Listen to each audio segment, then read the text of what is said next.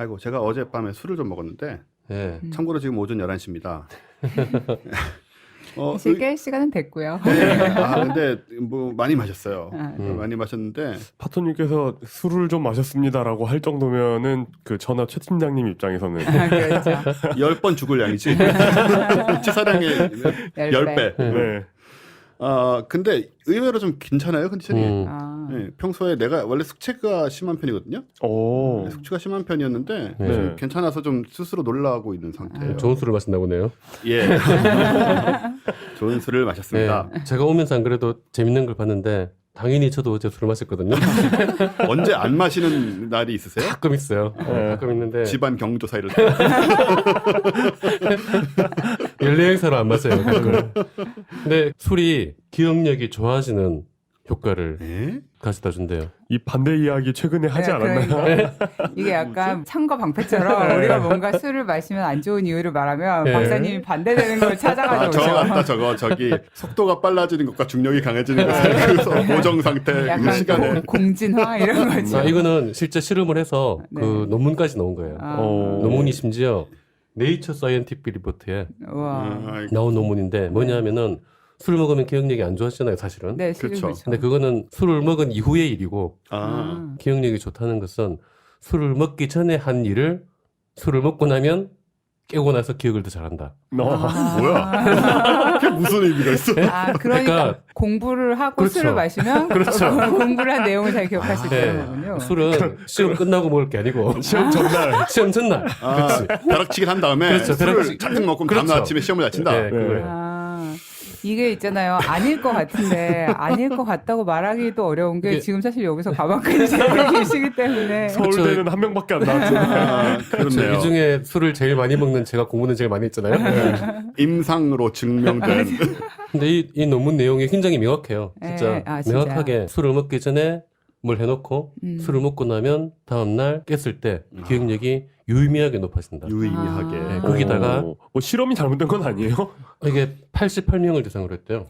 이 정도면 꽤 많은 양이고요. 그래서 아마 네이처 정도에 실린 거고. 네.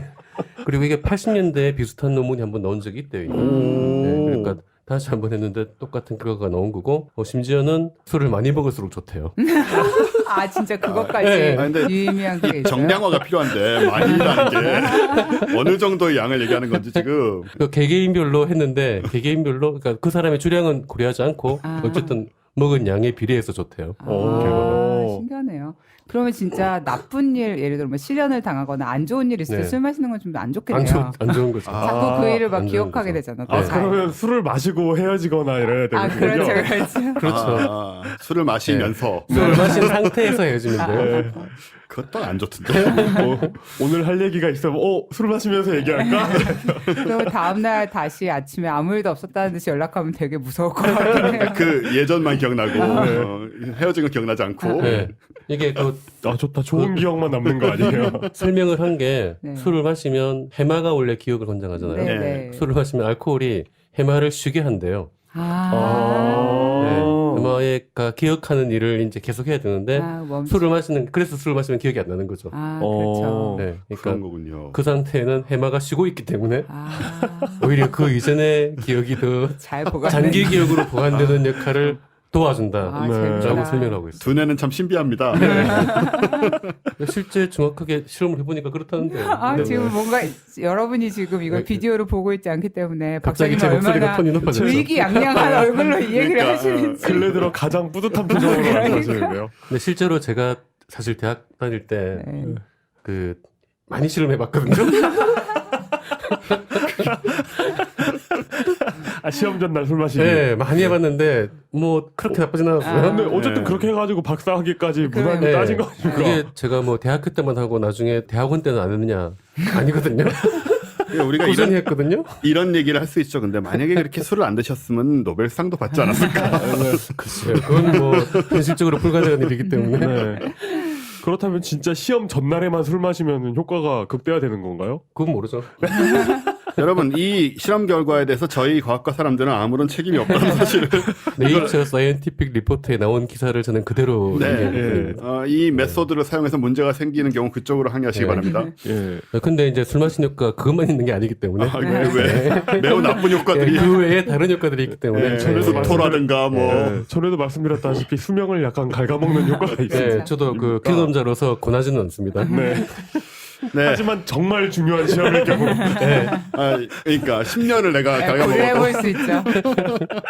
수능 전날이라던가. 예, 예, 그렇죠. 사시 전날. 뭐. 네. 그런 얘기 아시죠? use it at your own risk라고. 그리고 사실 이거는 지금 급하게 나온 얘기고요. 저의 술 때문에. 제가 오늘 아침에 이걸 봤기 때문에 그 다음에 오프닝에 또 재밌는 얘기가 있는 게 예를 들어 이 얘기하고 싶어요. 직원들한테 마이크로칩을 심은 미국 회사가 드디어 생겼다는 거예요. 우리 옛날에 그런 얘기 많이 했잖아요. 뭐 마이크로칩 666 뭐 이런 거. 그렇죠. 마이크로칩을 심은 다음에 그 삶을 다 조종하고 뭐 이런 얘기. 그렇죠. 네, 근데 저 최근에 그 팟캐스트 팬이라던 한 웹툰 작가께서 MMR이라는 일본 만화 한 세트를 선물로 보내주셨어요. MMR 초자연적 현상을 다룬 그런 잡지사의 사실에 기반했다는 내용의 그 90년대 종말론과 음모론을 네, 그런 것들 있죠. 집대성한 만화책인데 거기에도 나오더라고요. 666이. 666은 뭐 근데 그 얘기는 진짜 오래된 얘기잖아요. 그렇죠. 근데 이제서야 집을 심었다고. 그리고 이마에 바코드 같은 거 있고 이제 그러니까 거긴 그건 집도 아니죠. 그게 이제 그 방향으로 갈 거라고 생각 안 했어요. 바코드는 이렇게 되게 좀 후진 방식이잖아요. 그렇죠. 이거 왜? 이건 RFID 칩이거든요. 네. 그렇죠. 당연히 그런 걸 해야 되는 거고 요즘은 이 엄지 손가락하고 집게 손가락 사이에 보면 살이 있는 데 있죠. 네. 여기다 심는데 쌀을 만한데. 여기다 심었대. 여기 뭐지? 속 체하거나 했을 때 눌러주는 그 점이죠. 네, 그러니까 항상 소화는 좋겠네요. 경락이 항상 자극되고 강아지들 심어주는 그거 아니에요? 비슷한 거죠. 비슷한 그렇죠. 건데 RFID 칩을 넣었는데 이건 이제 모두가 억지로 한 건 아니고 네. 이제 하겠다는 사람만 물론 했는데 이렇대요. 회사 내에서 저 뭐 문을 여는 거 있잖아요. 이렇게 잠긴 문 왜 네. 지문으로 네. 하고 이런 경우 네, 있잖아요. 그런 거 하고 그다음에 자판기 하고 온갖 것들을 다 이제 이걸로 그냥 대고 할 수 있는 거예요. 그럼 뭐 돈 빠져나오고 이런 거 다 되는 거니까. 그러니까 우리가 옛날에 바깥 세상에서 막 뭐 쇼핑하고 나오면서 삐삐삐하고 뭐 손바닥에서 그냥 다 계산하고 이런 거 있잖아요. 네. 그런 걸 이 회사 안에서 어느 정도 실현을 한 상태인 거예요. 그 GPS 이런 건 없으니까 이제 뭐 추적은 안 된다 밖에서 뭐 이런 얘기를 하고 있고. 회사 출입 카드를 그냥 목에 거는 대신 손가락에 넣는 거예요. 네. 거기에 여러 가지 기능을 추가를 해가지고 이제 요즘 출입 카드에 대우군 기능 다 있어요. 그렇죠. 그렇죠, 그 그렇죠. 카드로 대우군 다 맞아요. 하잖아요. 그걸 이제 손에다 넣은 거예요. 그러니까 네. 사실 학교 다닐 때 차라리 그랬으면 좋겠다고 생각한 적이 맞아. 있었거든요. 맨날 학생 등록증이 학생증이 맞아. 맨날 없어가지고. 도서관 들어가고. 네. 뭐. 난 도서관을 별로 안 들어서 잘 모르겠지만. 그래서 이게 화제가 되고 있는데, 한편으로는 GPS는 없지만, 예를 들어서 화장실을 뭐 얼마나 갔고, 뭘 먹었고, 이런 게 웬만큼 다 정보가 나온다는 거예요. 그렇죠. 그렇죠. 네. 그래서 컴퓨터에 얼마 동안 접속해 있었고 네. 이런 게 다 나오니까. 그래서 처음에 지금에는 뭐 나쁜 의도가 아니지만, 네. 뭐 의도란 거는 여기 적어놓은 거에 따르면 이 기사에 의도라는 것은 변하기 마련이다. 그래서 이게 이런 식으로 가기 시작하면 나중에 기사 쓴 사람이 이렇게 말했어. 우리 수십만 년 동안 마이크로칩 없이 잘 살았는데 왜 이걸 굳이 해야 되느냐 뭐 이렇게 해놓긴 했어요. 그렇죠. 박근혜 정부가 다음 정권에 이관한 기록물들 중에 네. 한 반절 정도가 그런 식당 거라면서요. 사용 내용. 누가 되게 중요한 기록이네. 그것도 이제 빅데이터화해서 잘 이렇게 네. 분석하면 뭐가 나올 수도 있어. 뭐 맞아요. 직급별 선호 메뉴 뭐 이런 거. 근데 특히 우리나라 같은 경우에는 그 개인 정보가 주민등록번호 하나로 다 통합이 될 수 있잖아요. 그렇죠. 네. 예를 들어서 이쪽에서는 내 주민번호와 전화번호가 유출이 되고 여기서는 제 주민번호와 식당 메뉴가 유출이 되고 뭐 저쪽에서는 주민번호하고 카드 내역이 유출이 되면 내 모든 인생의 주민번호 하나로 딱 정렬을 하면 네. 다 네. 일관되게 나올 수가 있는 거죠. 되게 위험할 수도 있을 것 같아요, 정말. 그리고 심지어 우리나라는 지문도 다 등록이 돼 있잖아요. 네, 그렇죠. 주민센터에서 지문 누르면 등록증 나오는 거 네, 네. 그런 것도 생각해보면 위험하지 않습니까? 그렇다고 할 수 그렇죠. 있죠. 네. 우리나라는 이제 뭐 주민등록증도 그렇고 지문도 그렇고 그런 게 아무튼 거부감 없이 그냥 네. 당연시 되고 있는 나라인데 이제 딴 나라 가면 안 그렇잖아요. 네. 그런 게 이런 식으로 되면 이게 모르겠어요. 편하긴 하겠는데 아니 뭐 이걸 그런 식으로 사용하려면 얼마든지 쓸 수 있는 거니까 사회 전체가 이거를 받아들이기 시작하는 날이 올까 궁금하네요. 네. 어쨌든 시작은 됐다. 회사 하나에서. 그러니까 이거- 개인정보 보호 우리나라에서 얘기하면은 저는 항상 이제 아직도 틀릴 게 남았을까? 맞아. 근데 진짜 이런 기술이 뭔가 좀 안 좋은 상상이 있잖아요. SF도 많이 받고. 근데 이런 것들이 막상 써보면 편리하다는 것이 편리하죠. 그렇죠, 맞아요. 그거죠 뭐. 네. 큰 맹점이죠. 네. 일단 편리한 사람들 쓰는 거니까. 에이 설마 그러고. 음. 아 그리고 또 하나의 오프닝 거리가 있습니다. 여러분 일론 머스크 아시죠? 네. 네. 이 양반이 슈퍼스타시죠 요즘. 네, 슈퍼스타. 7월 21일 날 트윗을 해서 밝힌 게 뭐냐면 하이퍼루프라고 있어요. 아, 네네. 그러니까 지하에다가 그 진공 파이프를 만들어 가지고 네. 그 지하예요? 지하예요. 아, 네. 지하구나. 네, 네. 진공의 힘으로 마치 그 주사기 뽑아낼 때처럼 그 음. 진공의 힘으로 이거를 안에 있는 이제 열차 같은 거를 가속을 시켜서 엄청난 속도로 도달한다. 음. 심지어 공기 저항도 없으니까 네. 사실 이런 아이디어는 한 2-30년 전부터 심심찮게 나왔었는데 그렇죠. 이 양반이 이걸 한다고 막 계속 주장을 하다가 트윗을 이렇게 한 거예요. 드디어 정부의 구두 허가를 받아냈다. 라고 이거를 이거 지어도 네. 된다는. 그 루트가 어떻게 되냐면 뉴욕에서 필라델피아를 거쳐서 볼티모어를 거쳐서 워싱턴 DC까지 가는 거예요. 미국 그러니까 동부를 동부 이제 네. 북쪽에서 남쪽으로 좀 남쪽으로. 내려가는 왜 보스턴은 빼고 시작하지? 보스턴부터 시작하면 좋겠지만 우리나라 국토를 거의 그 정도까지 되려나 모르겠어요. 거의 남한 삼- 국토 300km? 길이가 나오는 것 같은데. 네. 모르겠어요. 그럴 수 있을 예. 것 같은데요. 네. 어쨌든 이게 이제 주요 도시들을 가면서 30분 DC까지 뉴욕에서 뉴욕을 네, 30분에 통과한다. 이걸 정확하게 30분도 아니고 29분이라고 써놨어. 되게 네. 빠른 느낌이네. 9분이라고. 이게 5나 10으로 안 떨어지는 숫자를 말하면 뭔가 신뢰도가 올라가는. 나한테 무슨 일이 있었냐면요. 그 옛날에 영국에서 이사 갈 때 네. 그 인터넷 끊어가지고 이제 가야 되잖아요. 네. 이사 가는 날 인터넷 들어오는 시간을 알려주는데 오후 6시 3분이라는 거야. 굉장히 신뢰가잖아요. 인터넷 언제 연결되는 줄 알아요? 2주일 후에. 3분의 다 소용없어. 3분의 의미는 뭔가요? 몰라요. 굉장히 있어 보였다고. 6시에 두근두근하고 역시 기다렸지. 영국. 진짜 웃겨. 왜 그렇게 하냐고. 6시 돼서 두근두근하고 기다렸다고. 3분 후엔 이게 되는구나. 참 하면서 야 하는데 2주일 후에. 내가 옆에 와이파이 훔쳐 쓰고 진짜. 네. 그래서 이 29분 그런 함정이 있을 수 있는데 어쨌든 이 회사가 웃겨요. 이 땅 파는 회사 이름이 뭐냐면 더 보링 컴퍼니야. 보링 지루한 회사. 하긴 땅 파는 이만큼 지루할 일이 어딨겠어요. 그런데 이 보링이라는 게 이 땅 파는다는 동사의 의미가 있나 봐요. 와, 그렇구나. 네, 네, 그렇죠. 네. 아, 그렇죠. 그 엔진 보링 한다 이런 거. 그래가지고 이걸 지금 야, 기가 막힌 이름이다. 중립법적으로 써놨는데 네. 땅 파는 일 정말 지루한 일이니까. 그 파이프랑 뭐 이렇게 나왔는데 근데 이 트윗을 보면 금방 마치 이게 착공이라도 할 것 같지 않았지만 분석을 해놓은 걸 보면 그래요. 이 가버먼트라는 게 미국에서 페더럴 가버먼트가 있죠. 우리나라는 뭐 페더럴 가버먼트가 된다고 하면 대충 되는 분위기지만 그죠. 여기는 지금 이 주들 얘가 지나가는 주들 컬럼비아, 메릴랜드, 펜실베니아, 델라웨어, 뉴저지, 뉴욕주의 허락을 다 받아야 되는 거고 그렇죠. 6개 주에 그리고 그 연방 정부도 받아야 되는 거 연방 정부도 받아야 되고 아니에요? 무슨 카운티마다 또 뭐 있잖아요. 그리고 이 저 프로퍼티 오너 네, 땅 주인 땅주인들. 땅 주인 허락까지도 받아야 돼서 이게 이런 식으로 뭐 누구한테서 버벌로 구두로 어프로벌을 받았다고 되는 게 아니라고. 이건 거의 예전에 누가 그 MOU 맺고 계약 땄다고 아, 그렇죠. 맺힌 거랑 누가 10조 뭐 이런 거. 그러니까 뭐 MOU 하나 맺어놓고 뭐 20조를 땄대느니 뭐. 네, 또 미국은 사유지 하면 뭔가 우리나라보다 더 빡센 맞아요. 느낌이 있지 않아요? 네, 그렇죠. 그 저널리스트가 이렇게 놨어요. 어프로벌, 그러니까는 승인이 어디서 필요한가. 일단 연방정부 6개 주, 17개 도시, 17개 카운티, 네. 그리고 numerous cities. 엄청나게 많은 도시들. 그리고 수백 명의 선출된 공무원들. 그는 뒤에다 일어났어. 비웃으면서 역시 엄청나게 빠르게 진행될 것 같다.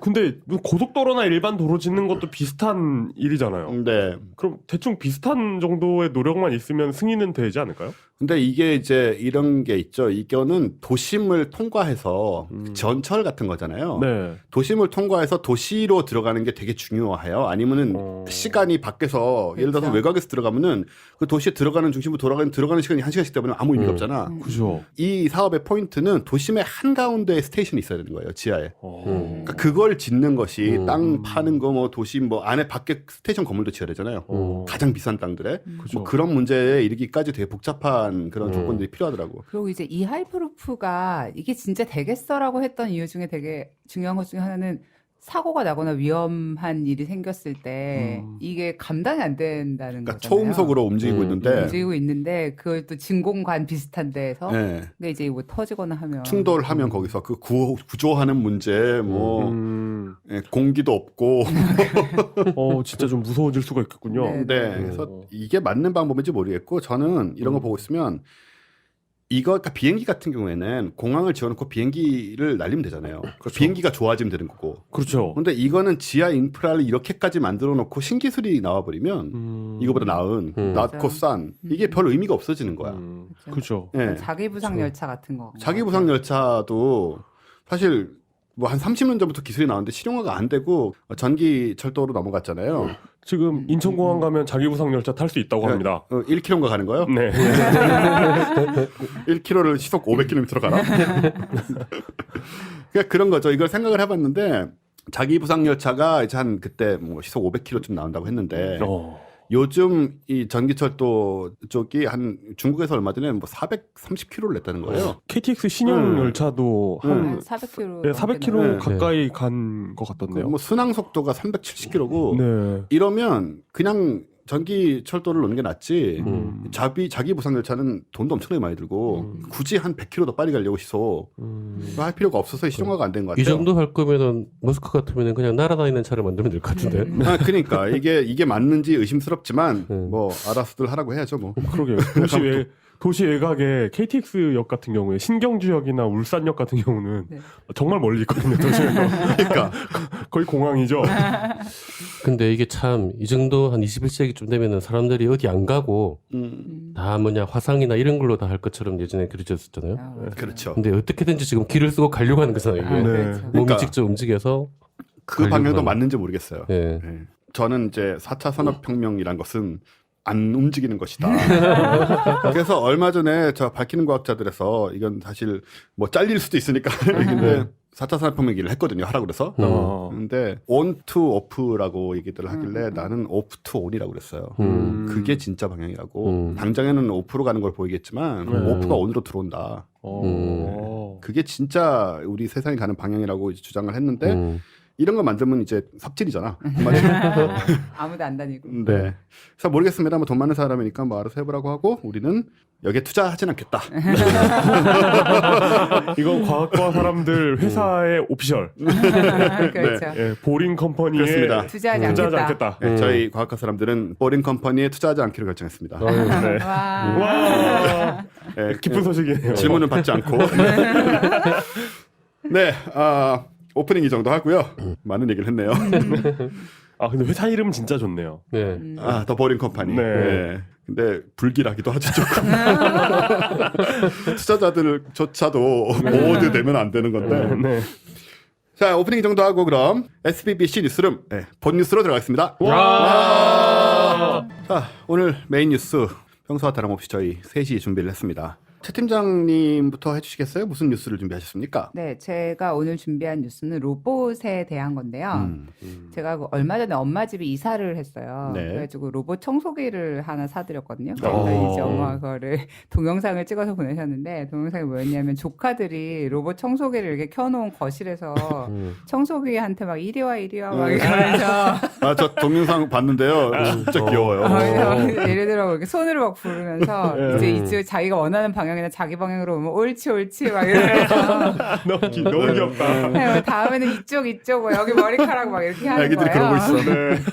그래서 그래서 이제 보면서 인간이란 얼마나 쉽게 의인화하는 존재니까요. 그러니까요. 근데 이제 로봇 청소기가 가진 중요한 목적, 즉 이제 집안의 먼지를 제거한다는 측면에서는 이제 애들이 그렇게 돌아다니는 게 먼지 유발자로서 별로 그렇게 좋은 일은 아니겠지만 일단은 이제 이렇게 금세 어떤 애완동물 같은 거한테 방금 지금 이용 기자 말씀하셨던 것처럼 이입해버리는 사람들이랑 로봇이 참 같이 사는 게 이게 어떤 세상을 만들까 좀 이런 생각이 드는 거죠. 그러니까요. 그 오버워치라는 게임에 보면 네. 제냐타라는 캐릭터가 나오거든요. 네. 근데 로봇이에요. 로봇인데 네팔 수도승입니다. 아, 와 설정 짱이다. 그 수도승이 할 것 같은 대사 같은 걸 해요. 뭐 형태가 없는 뭐 저거 뭐 이런 거 있잖아요. 진짜 그럴듯한데. 네. 진짜 어. 근데 확실히 이제 고도의 인공지능이 이렇게 발전되면 어떤 인생의 공허함이나 그런 거 걔네들도 당연히 느낄 거 아니에요. 네. 네, 사실 SF들 뭐 아시안 로봇 시리즈도 그렇고 굉장히 훌륭한 인격자인 로봇들이 등장하는 경우도 좀 있죠. 그렇죠. 그래서 로봇이 그런 걸 더 따라하기 쉬울 것 같아요. 보통 사람보다. 사실 뭐 따라하는 거라면요, 뭐 네. 훨씬 훨씬 더 쉽게 할 수 있죠. 네. 그래서 어쨌든 먼지를 감지하고 이제 그쪽으로 움직이는 인공지능을 가진 로봇이든지 아니면 인간과 어떤 감정을 나눌 수 있는 인공지능이든지 이제 앞으로 우리의 미래가 이런 로봇들하고 함께 살아가야 한다는 점은 사실 피할 수 없는 사실인데 오늘 드릴 얘기는 그 시대에 대한 준비에 관한 얘기입니다. 과연 어디서부터 시작해야 되는가? 라는 얘기인데요. 지난 19일 날 민주당의 박영선 의원이 로봇 기본법 제정안을 대표 발의를 했어요. 아, 한국 얘기였군요. 아, 네, 그렇습니다. 놀랍게도. 그래서 이 법안은 로봇에 대해 특정 권리는 물론 의무를 가진 전자적 인격체로서의 지위를 부여하도록 하여 윤리 규범을 준수하도록 하는 것을 목적으로 하고 있다고 합니다. 이게 저 어. EU에서 했던 그거랑 좀 비슷한 거죠. 네, 비슷한 얘기예요. 그래서 조금 구체적인 워딩을 옮겨보자면, 네. 사람 그러니까 인격체로서 인정한다는 얘기는 윤리적 의무를 지우기 위한 네, 윤리적인 방식이군요. 의무를 지우고 뭐 이제 어떤 혹은 이제 권리, 어. 로봇이 가질 수 있는 권리를 이제 얘기하는 이제 이런 법인데요. 워딩을 조금 더 옮겨보면 최근 로봇과 관련 기술의 비약적 발전으로 로봇이 생활의 편의성 증진을 위해 제작된 기계장치의 수준을 넘어 정보를 스스로 학습하고 고차원적인 인간의 정보 처리 능력을 구현하는 수준으로 진화하고 있기 때문에 로봇과 로봇 관련자가 준수해야 하는 가치를 로봇 윤리 규범으로 명문화하고 로봇의 특정 권리와 의무를 가진 전자적 인격체로서의 지위를 부여해서 로봇과 인간이 공존하는 사회에 대비하기 위해서 이런 법안을 발의했다. 이렇게 설명을 하고 있어요. 네. 근데 이 기사를 보면서 이 기사에서 참 SF 같지 않아 보이는 부분은 박영선 의원의 얼굴밖에 없지 않나 그런 생각이 들었는데요. 근데 이게 약간 좀 뭐랄까 박영선 얼굴 이렇게 기사 보면 위에 크게 나오잖아요. 네. 그리고 밑에 내용이 있는데 되게 위아래가 매치가 안 돼가지고 살짝 혼란스러운. 파토님이 로맨스 소설 쓰는 것 같은 듯한. 아 왜? 왜 내 이미지가 이런가? 그래서 아까 파토님도 말씀하셨던 것처럼 이제 이런 SF 같은 상황이 세계 곳곳에서 일어나고 있잖아요. 네. 그러니까 유럽연합은 2006년에 유럽 로봇 연구 네트워크이라는 거를 통해서 로봇 윤리의 로드맵을 발표를 했고 작년에 또 화제가 됐던 기사 중에 하나는 Civil Law Rules in Robotics, 그러니까 로보틱스에 관한 시민법 규칙 이런 어떤 권고안을 또 제안을 했어요. EU에서. 그리고 일본이나 미국도 마찬가지로 이제 관련된 법 제정에 대한 논의를 계속 진행을 하고 있습니다. 그러니까 자연인, 법인, 로봇 이런 식으로 네, 로봇인, 그렇죠. 기계인, 전자인 네, 전자인간. 전자적 인격체라고 네. 말하고 있죠. 그런 식으로 이제 그래서 이제 이제까지 사실 법원은 로봇을 판단할 수 없는 기계로 생각을 해왔잖아요. 그렇죠. 그래서 이제 이거하고 관련된 그 법률 해석이 되게 유명한 게 하나 있는데 1988년에 있었던 사건이에요. 그러니까 뭐냐면 콜럼버스 아메리카 디스커버리 그룹이라는 회사가 있어요. 근데 여기에서 뭐 하는 회사인지 알겠죠? 콜럼버스가 아메리카를 발견한 회사군요. 근데 이 회사 굉장히 서술형적으로. 그러니까 뭔지 알겠다 이런 느낌. 그러게요. 근데 이 회사가 뭘 했냐면 1857년에 있었던 허리케인 때 네. 금괴를 싣고 가라앉은 난파선에 이제 보물을 찾는 일을 하고 있었는데 그래서 이 보물을 찾는 로봇식 잠수정을 개발을 한 거예요. 그래서 이제 로봇 잠수정. 근데 이거는 이제 보통 이전까지 쓰던 잠수정하고 달리 이 로봇이 전체적으로 이 내비게이션 할 때를 자기가 스스로 판단하고 자기 디자인과 판단에 따라서 돌아다니는 거예요. 약간 자유형 드론 느낌의. 네, 그런 느낌이죠. 그 당시에 무슨 인공지능 탑재한. 그 수준의 인공지능 네. 탑재를 해서 그러니까 이제 어디로 찾아야 될지를 판단하는 잠수정이 조지아 해안에서 약 200마일 정도 떨어진 곳에서 이 난파선을 찾아냈습니다. 오. 그래서 이제 이 당시에 난파선에 대한 인양권을 확보를 하려면 예를 들어 어떤 우리 회사 혹은 우리 회사에 소속된 사람이 난파선을 발견을 하고 어떤 유실물에 대한 소유 관계가 그 발견을 하는 순간에 획득이 되는데 말하자면 이 로봇이 찾아냈잖아요. 이것을 과연 그러면 이 회사에 이 적법한 권리가 있다고 생각할 수 있느냐 없느냐에 대해서 이제 처음에 법정에서 문제가 된 거예요. 심지어는 이게 무선 조정한 것도 아니고 네, 아니죠. 지가 그래서- 찾은 거니까. 근데 사람이 일단 여기는 포함이 되지가 않았잖아요. 미묘하네요. 네, 그래서 근데 와 이거 진짜 어떻게 해야 돼요? 네, 그러니까. 그래서 이제 1989년에 이제 법원에서는 어떤 특정 기준을 충족을 하면 로봇 잠수정을 인간 대신으로 인정할 수 있다라고 판결을 하면서 이때 처음에 텔레포제션, 그러니까 원격 소유라는 개념이 나오게 된 거예요. 그러니까 이 잠수정의 움직임을 직접 제어하는 인간이 있는 경우에는 일단은 발견을 했다고 볼 수 있는 거고 그렇지 않다고 해도 예를 들어서 이런 것을 발견할 수 있는 어떤 인공지능을 구조화한 사람이 있다면 그것도 마찬가지로 원격적으로 소유한 것으로 볼 수 있다. 이제 이런 판결을 하게 된 거죠. 텔레포제션. 네, 와, 이거- 텔레포제션. 와 이것도 진짜 어렵네요. 그럼 그 지능을 코딩한 사람이 그 권리를 가지는가 아니면 네, 그렇죠. 뭐 막 그렇죠. 네, 그런 문제들이 확실히 생길 수밖에 없죠. 그럼 예를 들어서 진짜 어떤 말씀하셨던 것처럼 로봇 회사가 이 로봇의 기본적인 내비게이션 디자인을 발명을 하고 네. 그거를 업체에다 만약에 판매를 한 경우에는 어떻게 되는 거지? 뭐 이제 이런 식의 문제들이 되게 많이 생길 수 있는데 그러니까 판매를 했을 수도 있지만 리스했을 수도 있잖아요. 네, 법적인 소유는 나야. 그렇죠. 그래서 사실은 이 드론 관련 아까 말씀하셨던 것처럼 드론이라든지 아니면 비슷한 이제 인양 사고 같은 데에서 계속 이제 이 판례에 의존해서 판단을 하게 되는데 이런 게 과연 지금같이 고도화된 인공지능의 세상에서도 가능할까? 이제 이런 의심이 들게 되는 거죠. 그러니까 일단 이 판례의 기본은 로봇을 도구의 네. 연장으로 판단을 하는 거고 얘네들이 자체적으로 뭔가 판단할 수 없는 도구이기 때문에 이 뒤에 있는 사람을 보자는 게 핵심인데 지금 우리 시대에서 이 판단을 내리기 되게 어려운 문제들이 생기는 거죠. 그러니까 예를 들어 아주 굉장히 최근에 일어난 일 중에 하나는 알렉사 있잖아요. 아마존에서 나왔던. 네. 거기에서 이제 예를 들어서 우리 집에 알렉사를 설치를 했는데 뭐 조카들이 와서 M&M's 100통을 주문해줘라고 했을 때 네. 그러면은 이거를 이 명령에 따랐을 때 이게 누구한테 책임이 있는 것인가? 혹은 또 예를 들어 자율주행 자동차 같은 경우 있잖아요. 그러니까 뭐 10명을 구하기 위해서 한 명을 쳤을 때 뭐 이 한 명의 그러면 목숨에 대한 책임을 누가 지고 있는가? 어쨌든 이런 류의 문제들이 지금 끊임없이 발생할 수밖에 없는 지금 이런 상황에 현재 저희가 처해 있다는 겁니다. 자율주행 문제도 되게 네. 복잡한 되게 것 같아요. 어려운 네. 문제죠. 답이 안 나오는 거죠. 네. 답을 낼 수가 없어요. 그거는. 그래서 사실 이런 문제는 어떤 일종의 좀 산업 표준처럼 그러니까 인간에게 가장 유리하고 합리적인 법률을 미리 정해놓고 어떤 사안들이 쌓이기 전에 그러고 제작사들이 그 표준에 맞춰서 로봇을 제작을 해야 되거든요. 그러니까 예를 들어 이제 우리가 지금 4차 산업혁명이라고 하는데 2, 3차와 다르게 4차는 우리가 지금 4차 산업혁명 시대를 겪고 있다는 걸 알고 있잖아요.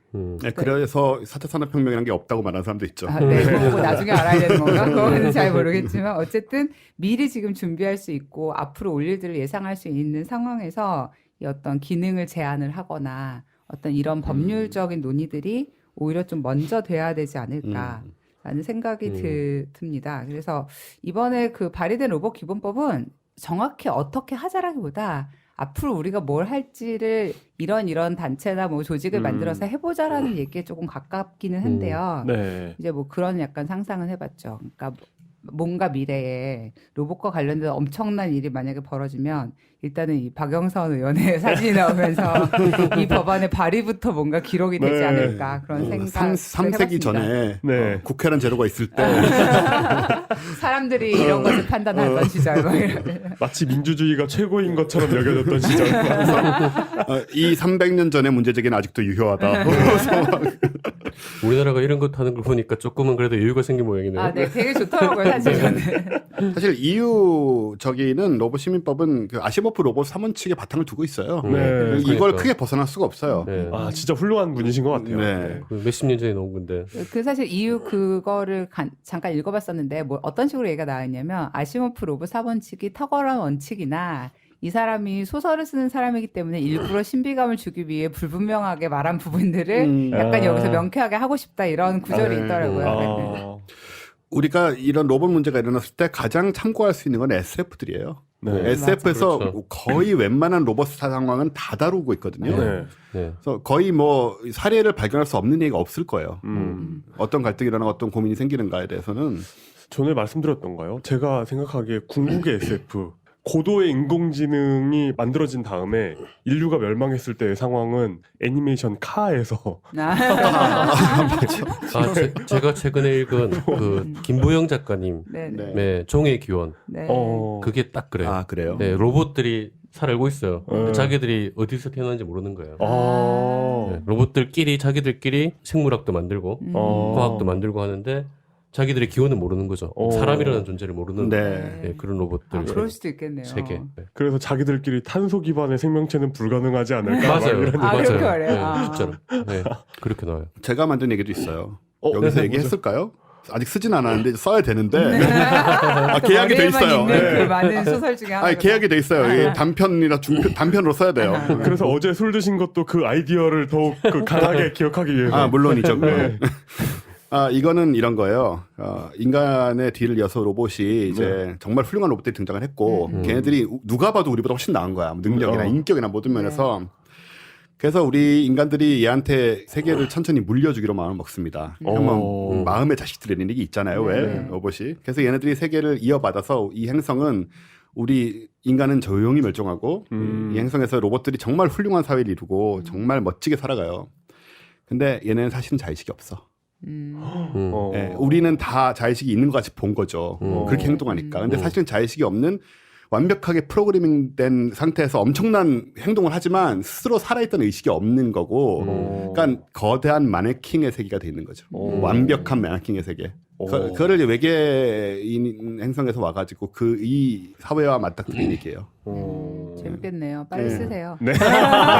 심오하지 않아? 심오하지만 세상에 존재하지 않는. 심오한 빨리 건 이런 얘기가 심오한 존재하도록 거예요. 해주세요. 네. 네, 그래서 어쨌든 간에 근데 굉장히 네. 중요한 게 이 로봇 관련돼서 지금 로봇법 만들고 있는 이유 중에 하나는 과세를 하기 위한 거예요. 그렇죠. 산업적으로 뭐 경제적으로 보면 네. 이 공장이나 회사에서 로봇들이 사람의 노동의 자리를 대신할 때 거기에 대해서 이 생산성 높아지는 부분에 대해서 이 회사의 이익을 어떻게 다시 사회에 재분배할 것이냐.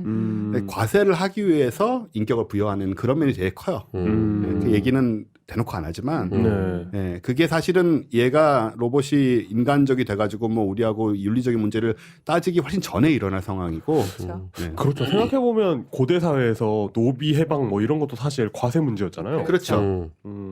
그래서 아무튼 간에 뭐 SF적인 면도 있고 되게 현실적인 면도 있고 여하튼 재밌습니다. 네. 재밌네요. 네, 세상이 이렇게 가는 거 지켜보죠. 자, 그리고 이제 두 번째는 제가 얘기할 차례죠, 아마? 대본에 그렇게 돼 있어요. 네. 마치 대본이라는 게 굉장히 존재한다는 듯이. 저희 세밀한 예. 아주 정밀한 대본에 그렇게 네, 돼 있는데. 저희가 지금 원래 사실은 이 말하는 거 문구 하나하나 다 쓴 거예요. 써는 거 그대로 읽는 거예요, 지금. 이게 말도 이렇게 철저히 계산된 상황에서 더듬죠. 이런 거. 네. 대본에 이렇게 돼 있습니다. 네, 당황한다. 아니, 이거 어떻게 하겠어요, 우리가? 네. 대본이 없이 이게 된다고? 자, 여기 대본에 따라서 네. 저의 얘기를 하겠습니다. 제 아는 한 사람이 우리가 대본 있다고 하니까 거짓말하지 말라고.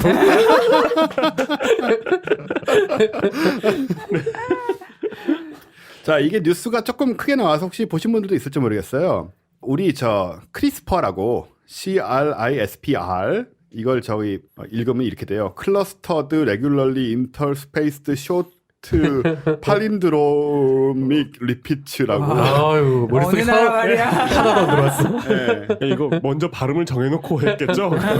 예, 그렇죠. 뭐 한번 그냥 한번 해보고 싶었는데 어렵네요. 어떻게 유전자 가위잖아요. 우리 소위 말하는. 그러니까 목적 결과를 만들어 놓고 네. 단어를 끼워 그렇죠, 맞춘. 끼워 맞춘. 아까 그런 건 난 너무 좋아요. 한국말로는 이게 안 되잖아요. 잘. 영어로는 이걸 만들 수가 있는데. 한국말도 그 약자 잘하면 재밌는 거 많이 나오잖아요. 한자씩 돼서 하는 거. 네, 근데 안 음악에. 과안. 아무튼 유전자 가위로 뭘 했냐면 살아있는 박테리아에다가 네. 동영상을 저장했다. 그거 되게 크게 와, 나왔어요. 진짜 네. 충격받았어요, 네, 저는. 그 네. 여러 사람들이 많이 포스팅을 해가지고 그렇죠. 네, 충격받아서. 애초에 그게 무슨 말인지 감도 안 잡혀요. 예, 동영상을 저장을 했다고 해서 이게 도대체 무슨 소린가 네. 라고 생각을 했는데 이걸 보니까 하버드 의대에 있는 분들이에요. 이분들이 이제 이걸 연구하시는 분들인데 비디오는 되게 짧아요. 사람이 말 타고 이렇게 달리는 한 뭐 5초? 네네. 그 정도 영상인데 이거를 박테리아의 DNA에다가 한마디로 코딩을 해 집어넣어놨다가 도로 빼내서 플레이를 시키는 거예요. 그러니까 이게 뭐 그 원리를 내가 다 설명할 수 없지 지금. 그럼 내가 하고 있게. 네. 근데 일종의 하드디스크 같이 쓰는 거예요. 박테리아의 DNA를. 네. 그 DNA가 어차피 그 정보 순서로 그렇죠. 되어 있잖아요. 네. 그러니까 디지털이잖아요. 네. 디지털을 집어넣은 거죠. 그냥. 그래서 잘라가지고 이게 내 영상을 봤는데 정확하게 뭐 이해는 못하죠 당연히. 이 잘라가지고 영상의 부분을 이제 플레이가 될 수 있도록 빼서 만들어서 그걸 도로 집어넣어가지고 저장해놨다 그걸 도로 빼가지고 플레이를 시키는 이런 방식인데 영상의 퀄리티는 이렇게 생각하시면 돼요. 옛날 8비트 컴퓨터 초기 애플 2 이런 거 있잖아요. 네. 80년대 초 네. 때 8비트 컴퓨터에서 동영상 플레이하면 그 거대한 픽셀들이 이렇게 뚜구뚜구뚜구 이렇게 움직이는 거 있죠. 네. 네네.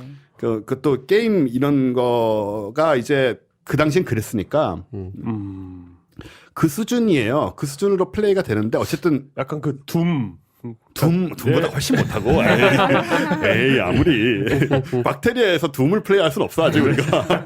팩맨. 팩맨이죠.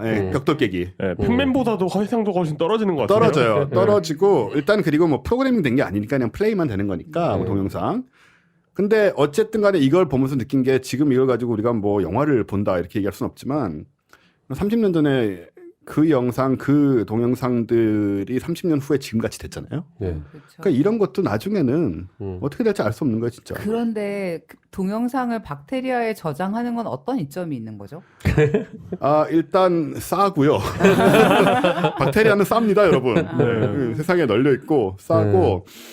유효수비도 충분히 싼데. 여기서 얼마나 싼데요?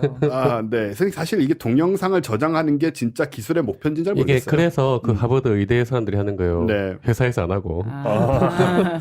본의 안 너무 쓰려고 되니까 하는 거예요. 너무 쓰려고. 논문 쓰려고. 네. 그러니까 이 정도 기술을 가지고 있다라는 거. 저는 머릿속에 어떤 그 약간 SF적인 생각이 드냐면 이렇게 박테리아의 DNA에 뭔가를 저장하려고 유전자를 마음대로 조작하다가 갑자기 인간이 제어할 수 없는 엄청난 유전자 조합이 나오면서 그러니까 유전자 조작이 되니까 이거 가지고 뭘 재밌는 걸 해볼까라고 생각을 하다가 이런 것도 이거 가능하겠다, 해본 거죠. 네, 그런 거죠. 뭐 왜 옛날에 원자 배열해가지고 뭐 이렇게 이상한 사람 걷는 것 같은 거 만든 적도 있고 그러잖아요. 네. 그거 어디다 쓰겠어요? 그러니까 이런 기술이 있다는 거지 이제. 그렇죠. 네. 네. 이걸 가지고 우리가 이런 세밀한 기술로 뻗어나갈 수 있다 이런 얘기를 하는 거겠죠. 굳이 뭐 스파이들이 쓰거나 이럴 수도 있을까요? 이거를 생체 저장 저걸로 만들 생각은 있대요. 네. 생체 저장장치로 만들어서 이게 뭐랄까 해킹 같은 게 안 되는 그럼 그런 물벼룩이 살아있는 상태에서 저장을 했다 살아있는 상태로 빼내는 거예요? 물벼룩이요? 아니요, 박테리아. 왜 갑자기 물벼룩 무슨 생각을 하는 거야? 아니, 머릿속에 뭔가를 그리고 있었어, 지금. 그러니까 이건 정말 흥미로운 상황인데. 이 박테리아는 살았는지 죽었는지가 애매한 상태이기 때문에. 네. 뭐 물벼룩이라고 진짜 꼭 웃기다. 불가능하겠습니까? 예. 물벼룩도 되겠지만 네. 우리는 그런 얘기를 하고 있지는 않았고요. 이거 좀 살리자. 아니, 박테리아라고 말하면서 머릿속에 물벼룩을 계속 그리고 있었던 거야. 막 뭐가. 물벼룩이 어떻게 생겼는지 기억나요? 아니, 알아요? 톡톡 뛰어다니죠. 자, 우리 최 팀장님이 오랜만에 한 건 했네요. 우리 최 팀장님의 원래 매력은 이런 거였는데 아니야. 최근에 안 보였다고 이게. 그리워하는 사람들이 많아요. 그러니까. 자, 우리 물벼룩은 우리 상관없고 이 박테리아 아무튼 그래서 놀라운 건 그거죠. 어쨌든 이렇게까지 네. 할 수가 있는 것인가 라는 것과 그리고 저는 이제 이런 걸 보면서 이걸 말씀들 하신 대로 이걸 뭐 써서 우리가 영화를 여기다 저기 받아놓고 다니고 박테리아 같은 주머니에서 영화를 플레이하고 이게 중요한 게 아니고 또 이 기술이 중요한 게 아니고 도대체 유전자를 가지고 우리는 어디까지 갈 수 있을까? 네. 박테리아가 중요한 것도 아니고 그잖아요. 그 포문을 열어주는 모습 중에 하나로 생각이 돼요. 그러게요. 상상도 못한 거잖아. 아무도 이런 건. 네. 형질과 상관없는 부분의 유전자를 조작해가지고 이렇게 만드는 거겠죠. 그러니까 살아있는 상태겠죠. 뭐. 음. 굉장히 많잖아요. 우리 유전자의 대부분이 사실 네, DNA 덤프. 대부분이 쓰레기라고. 그렇죠. 네. 그 부분을 잘 활용하면 거기다 엄청나게 많은 데이터를 넣을 수 있다는 얘기가 되는 거고. 하지만 그것을 이렇게 조작했을 때 그런 생명체가 나올 거라고는 근데 윤 기자님 말이 맞는 게 맞죠. 위험하죠. 층크 DNA라고 한 게 다 이제 용도가 조금씩 더 밝혀지는 게 있거든요. 네, 네. 네, 그러니까 아직 다 파악 못 하고 있는 거예요. 아, 맞아요. 사실 그게 네. 좀 위험하죠. 네. 위험하다는 게 이게 과학이랑 이제 그런 뭐 부딪히는다기보다는 좀 이렇게 약간 혼선되는 그 경계선이 있는데 우리가 문제가 있다고 밝히지 못했지만 문제가 있을 수 있다라는 것에 대해서 과학은 어떤 판단을 내려야 되냐는 문제가 항상 있잖아요. 과학적으로 문제가 있다는 걸 증명하지 못했지만 네. 그렇지 않다는 것도 증명하지 못한 상태에서 음. 섣불리 건드렸을 때 어떤 결과가 오는지 그런 것의 예 중에 하나죠. 맹장도 그렇잖아요. 맹장도 아무 쓸모가 없다고 그랬다가 불과 얼마 전에 보니까 이게 면역력을 강화시켜주는 역할이 있다고 지금 논문이 나오면서 꽤나 신빙성을 얻고 있어요. 맹장에 그 면역력을 강화시켜주는 이로운 균들이 모여 있대요. 얘들이 들어왔다 있다가 필요 없으면 나온대. 한 1년도 안 됐어요, 얘기 나온 지. 장내 세균이 사람 그 네. 연관이 굉장히 많잖아요. 네. 네. 그 걔네들 중에 좋은 애들이 맹장에 많이 모여 있다는 거예요. 우리 여기 맹장 없는 분 계신가요? 전 없어요. 선생님 맹장 없어요? 네. 대학교 1학년 때 없어졌어요. 굿락. 일단 한국에 있을 때 없어지면 다행이에요. 맞아요. 근데 인도 같은 데 여행하다 없어지면 참 여러 가지로 골치 아픕니다. 제 친구 아는 중에 알 중에 그런 애가 있어요. 네. 인도에서 맹장 터져가지고. 내가 아는 사람 중에는 러시아에서 터져가지고 네. 역시 한국이 무섭네요. 굉장히 맹장 터지기에 좋은 자리. 떼내기에는 한국이 네. 좋다. 그러니까 인도에서 터지면 죽고 네. 미국에서 터지면 거지 되고 이런 건데 어쨌든 간에 그 이렇게 인터넷에 진위 여부를 확인할 수 없는 썰 중에 그런 게 있죠. 러시아에서 파견된 남극에 파견된 팀의 그 닥터가 맹장염에 걸렸는데 그 팀의 의사가 한 명밖에 없어가지고 스스로 러시아 사람들은 충분히 술 먹고 지금 러시아를 비하하는 겁니까? 아닙니다. 그 강함을 찬양하는 거죠. 강인한 불곰과 같은 그 기상. 불금. 그러니까 그렇습니다. 왜 얘기가 이렇게 하는지 모르겠지만 네. 어쨌든 이 기술의 놀라운 점은 아무도 상상하지 못한 것을 DNA 조작을 통해서 해낼 네. 수도 있더라. 굳이 상상을 안 할 필요가 없는 것을. 근데 얘기를 들어보니까 뭐 당장 그 컴퓨터에 하드디스크 대신 막 박테리아를 배양해야 되고 이런 건 아니네요. 아, 네. 그런 필요도 그렇죠. 없고. 이게 사실 네. 결과를 놓고 보면 말 그대로 아까 말씀드렸듯이 DNA가 거의 그 디지털 조합처럼 되어 있기 네. 때문에 디지털 기호를 넣기에 나쁜 건 아니에요, 사실. 네. 그래서 위험하기도 한데 분명히 네. 어쨌든 이 로봇도 로봇이고 이런 것도 잘 관리가 되면서 기술 개발이 돼야 될 텐데 그게 세상이 어떻게 갈지는 잘 모르겠습니다, 사실. 어쨌든 우리는 이런 것이 나오면 말씀드린다. 네, 말씀드리고 여러분이 같이 판단을 해보자 이런 얘기죠. 네. 네, 제 얘기는 여기까지 하고 이제 네. 진짜 과학 뉴스. 아, 물론 이렇게 말하면 우리 물벼룩도 그렇고 좀 불쌍하긴 하지만 지금까지 다 과학 계속 과학 뉴스였어요. 뉴스였어요. 진짜 과학자가 선정한 네. 과학 뉴스를 이제 할 차례죠. 네, 우리 K 박사님 뭘 준비해 주셨습니까? 학업을 위해 열심히 술을 드셨던. 그러니까요. 제가 술 얘기에 꽂혀가지고 그 오늘 준비한 거는 화성 얘기입니다. 또. 또 네, 또 화성 네, 얘기입니다. 우리 얼마 전에 화성 공연도 했거든요. 그렇죠. 네, 굉장히 네. 멋있는 공연이었고 네. K 박사님과 제가 그리고 문경 선생님. 네 오지 탐험가인 네, 문경수 그 효리네 민박에 요즘 네. 출연하시는 탐험대장 네, 탐험대장. 네, 문경수 씨하고 우리 네. 셋이 했는데요. 네. 또 무슨 화성 얘기가 있길래 말씀하시는 거예요? 이게 또 최근에 뉴스에 나왔어요. 우리나라 네. 뉴스에도 네. 나온 게 드디어 나옵니다. 보나마나 별거 네. 아니야 드디어. 한두 번 밀려야지 뭐. 이게 이제 그 미국 뉴스에 네. 드디어 화성의 대기가 어떻게 사라진지 알아냈다. 와. 아, 그건 내가 이미 오래전에 밝힌 건데 몇 년 전에 태양계 연대기를 통해서 이미 밝힌 얘기인데요. 뭐라고 그러나요 그쪽에서는? 네. 그 날아간 거죠. 우주 공간으로 날아갔대요. 그게 그 알던 거 아니었나요? 행성 X와는 관련이 그게 가장 그 유력한 학설이었죠.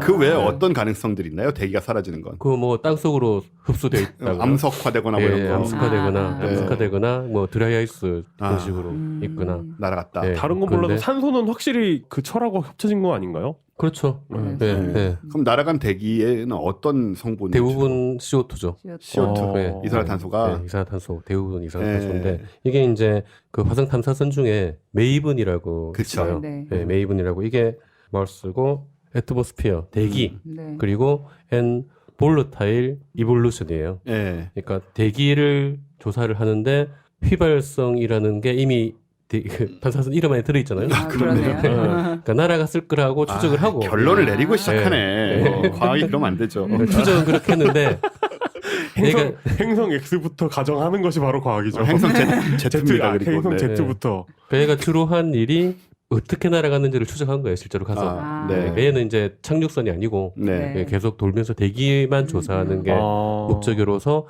꽤 중요한 임무를 띠고 한 거였거든요. 네. 근데 얘가 가기 전에 다른 애한테 그 스포트라이트를 밀려가지고 별로 주목을 못 받았어요. 망갈리안이 인도에. 이게 거의 비슷한 시기에. 네, 했죠. 2013년 11월에 둘 다 출발했는데 맞아요. 그게 화성에 보낼 수 있는 시기가 길지 않아요. 네. 우리가 화성이 지구 밖을 따로 돌기 때문에 네. 한 달 내에 다 쏴야 돼요. 그래서 다 비슷하게 출발하는군요. 그래서 비슷하게밖에 출발을 못했는데 망갈리안이 한 2주 먼저 출발했거든요. 네. 네, 그때 그게 모든 스포트라이트가 다 쏘였죠. 네, 왜냐하면 망갈리안이 인도 끄고 싸고. 엄청 싸고 네, 그때 주장한 게 당시 유행했던 영화 그래비티 제작비보다 더 싸다. 실제로 그랬고. 네. 네. 기억나요? 그 메이븐하고는 주로 금액 비교가 되면서 맞아요. 메이븐 네. 등장했던. 네, 메이븐이 그때 비슷한 시기에 간 메이븐이 그보다 1배 더 비쌌다. 네. 이런 식으로. 그런 식의 그 조연 역할만 했던 기억이 네. 나네요. 지금 뭐예요? 망갈리안의 그래서 저도 궁금했어요. 이제 네. 메이븐의 주 목적은 이거 있잖아요. 네. 대기를 조사하는 거. 근데 망갈리안의 첫 번째 임무가 뭐였을까? 뒤져보니까 그게 가는 거였어요. 그럴 줄 알았어. 그럴 것 같았어. 네, 무사히 화성에 가서 궤도 진입까지 하는 거. 이게 망갈리안 그 간 궤도가 제가 얼마 전에 거기서도 공연에서도 이제 네. 강조했지만 지구를 몇 번 계속 돌다가 그러니까 지구 궤도를 돌다가 화성으로 날아가기 위해서는 태양 궤도를 사실상 도는 거거든요. 네. 화성으로 직접 가는 게 아니라 돌면서 가야 그렇죠. 되니까 네. 오랫동안. 그러니까 지구 궤도를 돌다가 태양 궤도를 돌다가 다시 화성 궤도를 도는 네, 이 기술을 완벽하게 구현하는 게 네, 그 망갈리안의 목적이었죠. 그렇네요. 그러니까 이 우습게 볼 게 아니고 그러네요. 쉬운 게 아닌 게 일본과 중국이 이걸 시도를 했는데 실패했어요. 네, 성공을 못했어요. 그러면 그때 화성에서 격추당한 유럽 탐사선이 네. 실패가 아니다. 우린 거의 다 했다라고 한 것도 어느 정도 그럼요. 일리가 있네요. 스키아파렐리 말하는 거죠. 네, 네. 근데 이제 그 미국, 러시아, 유럽인 성공을 했고 어쨌든 화성 네. 궤도에 들어가는 걸 근데 네 번째로 성공한 거죠. 인도가. 대단하네요. 네. 그 화성에 그 방어막을 뚫고 들어가는 게 쉬운 일이 아니죠. 네, 그래서 어쨌든 메이븐이 한 일은 가서 대기를 추적하는데 네. 아르고온을 추적했어요. 알고. 아르고온이 이제 대기에 소량이 있는데 그쵸. 화성 대기에 이게 굉장히 안정적이기 때문에 아르고온은 그 비활성 기체잖아요. 지구 대기에도 소량 있죠. 네, 소량 있죠. 그러니까 안정적이기 때문에 요걸 주로 추적을 해가지고 얼마만큼의 비율로 빠져나가는지를 조사를 한 거죠. 네, 빠져나가는 이유는 태양풍 때문에. 네, 태양에서 오는 그 전하를 띤 입자가 네. 대기하고 충돌을 하면은 에너지를 전달을 하잖아요. 에너지가 전달이 되니까 속도가 빨라지니까 날아가 버리는 거죠. 네. 네, 그런 식으로 날아가는 비율이 전체 대기의 66%가 그 그런 식으로. 우주 공간으로 날아갔다. 네, 우주 공간으로 날아가고 나머지는 이제 뭐 표면에 암석화되거나 뭐 드라이아이스가 돼 드라이아이스가 돼 있거나 그러니까 대부분이 우주로 날아갔다. 태양풍은 지구도 막고 있잖아요. 그렇죠. 그게 이제 자기장 그렇죠. 문제죠. 지구는 자기장이 있고 대기가 있죠.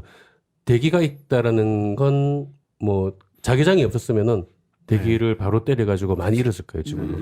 네, 그런데 그럼 화성은 자기장이 없었. 화성은 자기장이 없어요. 없어졌어요. 네. 네, 있었다는 증거는 분명히 있어요. 그렇군요. 네, 왜냐하면은 암석들이 철 성분을 가진 암석들이 자기장으로 배열되어 있는 흔적이 있거든요. 네. 네. 근데 언제부터 안 나타나냐면은 한 40억 년 전부터 나타나요. 네, 그러니까 문명을 굉장히 빨리 이룬 경우죠. 한 5억 년이면 뭐 될 수도 있는 거니까. 그렇죠. 뭐 5억 년이면 충분히 만들 수 있는데. 그렇죠. 네. 어쨌든요. 대기가 날아간 것도 그만큼 다 날아가서 지금 상태가 된 것도 한 40억 년 전 정도로. 그럼 지구도 언젠가는 자기장을 이룰 수도 있다는 얘기예요? 그게 지구는 지금 안정적으로 자기장이 유지가 되고 있고 네. 화성 같은 경우는 그러니까 자기장이 어떻게 만들어지냐면은 지구 같은 경우에 외핵이 액체잖아요. 네. 액체인데 이게 금속 액체예요. 근데 회전을 하니까 금속이니까 자유전자들이 있고 네. 거기서 전류가 생겨서 자기장이 만들어진다라는 게 가장 유력한 소리거든요. 네. 예, 확인은 못했어요. 아직 외까지 파보질 않았기 때문에. 네, 가장 유력한 소리고 보링 컴퍼니가 거기까지. 예. 그런 자기장을 지구는 굉장히 안정적으로 유지하는데 아마 화성도 초기에는 그런 액체 핵이 있었을 수도 있다. 그래서 자기장이 있었는데 멀고 크기가 작으니까 네. 그게 이제 식어서 굳어져서 자기장이 없어졌을 거다라고 보는 거죠. 네, 그런 학설이 있죠.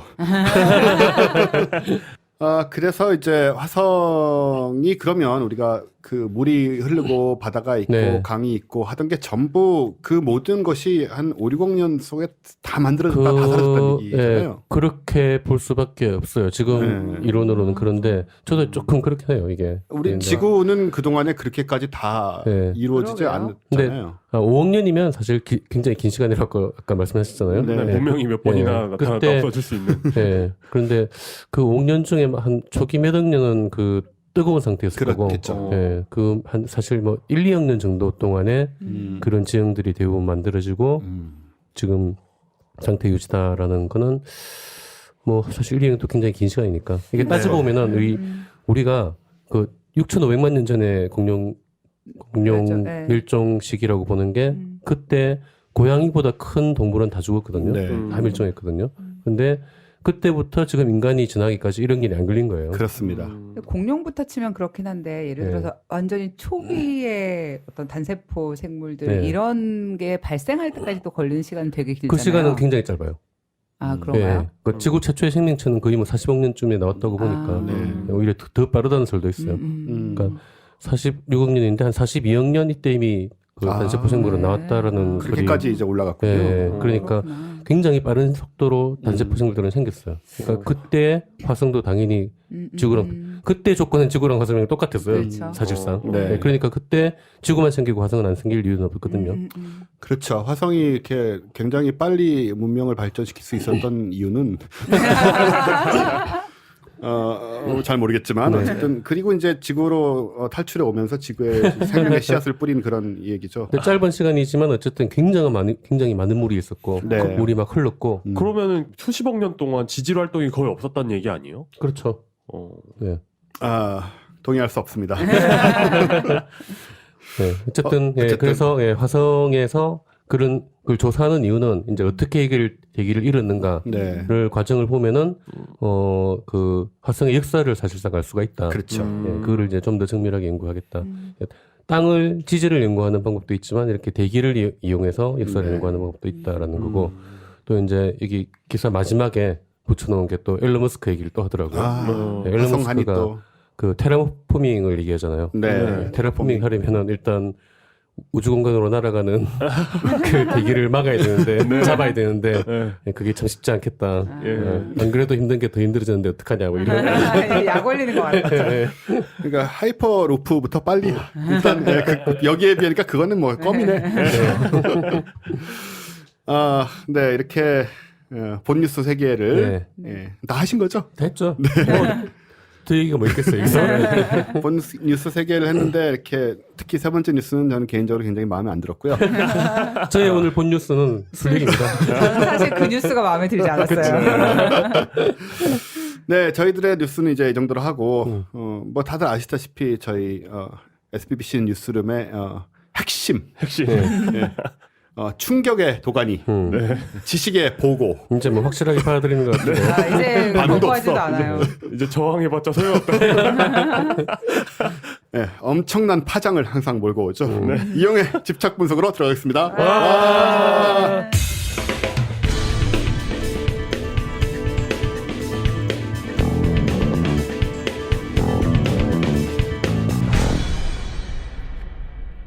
이용의 집착 분석. 오늘은 어떤 신박한 뉴스로 우리 청취자들을 네, 뭐 어떻게든 해주시겠습니까? 네, 청취자 여러분들께 재밌는 이야기를 준비해드리기 위해서 노력하고 있습니다. 네. 이제 편승하시네 이제. 당황하지 않으니 재미가 없잖아요. 네. 당황해서 지금 아무 말이나 뱉고 있다는 사실을 간과하고 계시는군요. 메르스. 메르스가 창궐한 지 2년이 지났습니다. 메르스. 그렇군요. 벌써 2년이군요. 네. 중동 감기? 그렇죠. 네. 그 낙타에서 비롯된. 네. 그렇죠.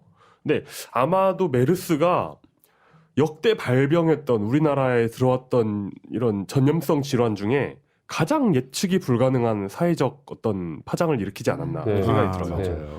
일단 많은 분들께서 감염돼가지고 고통을 받으셨고 네. 또 돌아가신 분들도 많이 계시고 이 무렵이 더 정확하게 기억이 나는 이유가 있는데요. 제가 저희 아내가 출산하러 산부인과 갈 때 마스크 쓰고 갔던 기억이 나요. 여름이었는데 네, 그러게요. 네, 더더욱 생생하게 기억이 납니다. 또 산후조리원에서도 면회 엄청 안 시켜줬거든요 이때. 예, 그래서 최초 감염자가 2015년 5월에 보고가 돼가지고 격리 대상자 수로 봤을 때는 2015년 6월에 절정을 찍습니다. 네. 그리고 2016년 초가 되어서야 완전히 종식이 됩니다. 네. 상당히 오랜 기간 동안 네. 예, 우리나라가 약간 패닉에 빠졌었죠. 네. 그랬죠, 정말로. 예, 이렇게 무서운 병이 이슈가 되는 경우가 있습니다. 사스 2003년이었죠. 그리고 신종플루. 그런데 메르스는 병 자체도 심각했고 피해도 컸는데 사실은 병 자체보다 부수 효과가 더 컸던 것 같습니다. 네. 네. 일단은 정권의 종말을 앞당겼고요. 진짜 심각했어요. 타격이 네. 있었죠. 네, 네. 타격했죠. 너무 무능해 보였으니까 네. 진짜. 그러니까 진짜 이 정권이 아무 일도 안 네. 하고 있고 네. 할 의지도 없구나 하는 그런 이미지를 강화시켰죠. 맞아요. 세월호 때부터 지적이 됐는데 이 문제가 근데 메르스 사태를 거치면서 기정사실이 되면서 뭐 예를 들어 세월호도 뭐 아니 뭐 그런 불행한 사고는 날 수도 있지라고 생각했던 사람들까지도 야 이건 진짜 좀 정부 역할에 문제가 있지 않냐 시스템이 붕괴하고 있는 거 아니냐 이런 측면을 생각했던 사건이죠.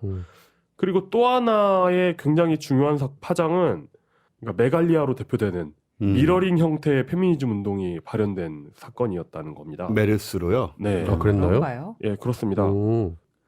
배경은 그렇죠. 그러니까 메르스가 전파 과정에서 어떤 여성분들이 이런 전파에 있어서 책임이 없는 행동을 했다. 홍콩에 여행을 가면서 네, 이런 네. 이야기가 기사에 나면서 여성에 대한 무지막지한 혐오 발언이 쏟아집니다. 특히 이제 뭐 예를 들어 DC 인사이드 이런 데 가면 정말 보지도 못할 정도의 욕들이 쏟아졌죠. 그런데 사실은 이분들이 문제가 아니고 어떤 남성이 문제였다는 사실이 이제 밝혀지면서 이제 분위기가 역전되기 시작해요. DC 인사이드 메르스 갤러리가. 메갈이라는 이름 자체가 네. 거기서 나온 거죠. 그래서 이제 그 바로 직전까지 그 여성들에게 쏟아졌던 그런 비난들이 방향을 바꿔가지고 남성들을 향해서 네. 거전만 바뀌어가지고 다시 나오게 되죠. 그러면서 이제 미러링 운동이 시작이 됩니다. 그렇게 된 거군요. 네. 근데 이제 여기에 기름을 부은 사건은 DC 인사이드에서 김치남이라는 말을 금지어로 만들면서 사태가 더 심각해지죠. 그러니까 김치녀라는 말은 금지가 안 되는데. 기억나네요, 그것도. 네. 그래서 사태가 걷잡을 수 없이 커졌던. 그럼 왜 금지했어? 그걸? 그러게요. 도대체 이해가 안 되네. 그러니까 DC 인사이드 밖의 사람들에게는 이해가 되지 않는 일이지만 뭐 예를 들어 글을 삭제하는 권한이라던가 아니면 그런 금기어를 지정하는 권한이 그 안에서는 공권력의 취급을 받기 때문에 아니 공권력이 이런 약간 그런 느낌이 있었던 거죠. 네. 그래서 이게 1년 뒤에 있었던 강남역 살인 사건까지 이어지면서 제 생각에는 페미니즘 운동의 일대 전환이 일어났던 사건이라고 봅니다. 근데 이 변화를 싫어하는 분들도 많이 계시지만 좋고 싫고를 떠나서 어쨌든 되돌릴 수는 없죠. 네. 그런 현상이 이제 생겨난 거니까. 네. 이런 식으로 전염병이라는 게 원래 의료 이슈이긴 한데 이게 굉장히 사회적인 문제이기도 합니다. 네. 그래서 세계사 시간에 흑사병을 배우는 거죠. 네. 사회의 모습을 완전히 바꿔놓는 전염병인데 비교적 최근에 그러니까 2005년 무렵에 사스가 끝나고 한 2년 있다가 엄청난 전염병이 세계를 강타했습니다. 수만 명이 사망했고요. 이 전염병에 대한 기사가 BBC에도 나오고 제가 확인한 것만 네. 뉴욕타임즈에도 났고 로이터 등에도 실렸는데 놀랍게도 우리는 이 질병을 잘 모릅니다. 아. 이 질병의 이름은 두둥. 오염된 피라는 병입니다. 아. 커럽티드 블러드. 아, 정말 모르는 얘기네요. 네. 그러게요. 처음 듣는데. 바로 월드 오브 워크래프트에서 발생한 사이버 전염병입니다. 그러니까 이게 와우죠. 예.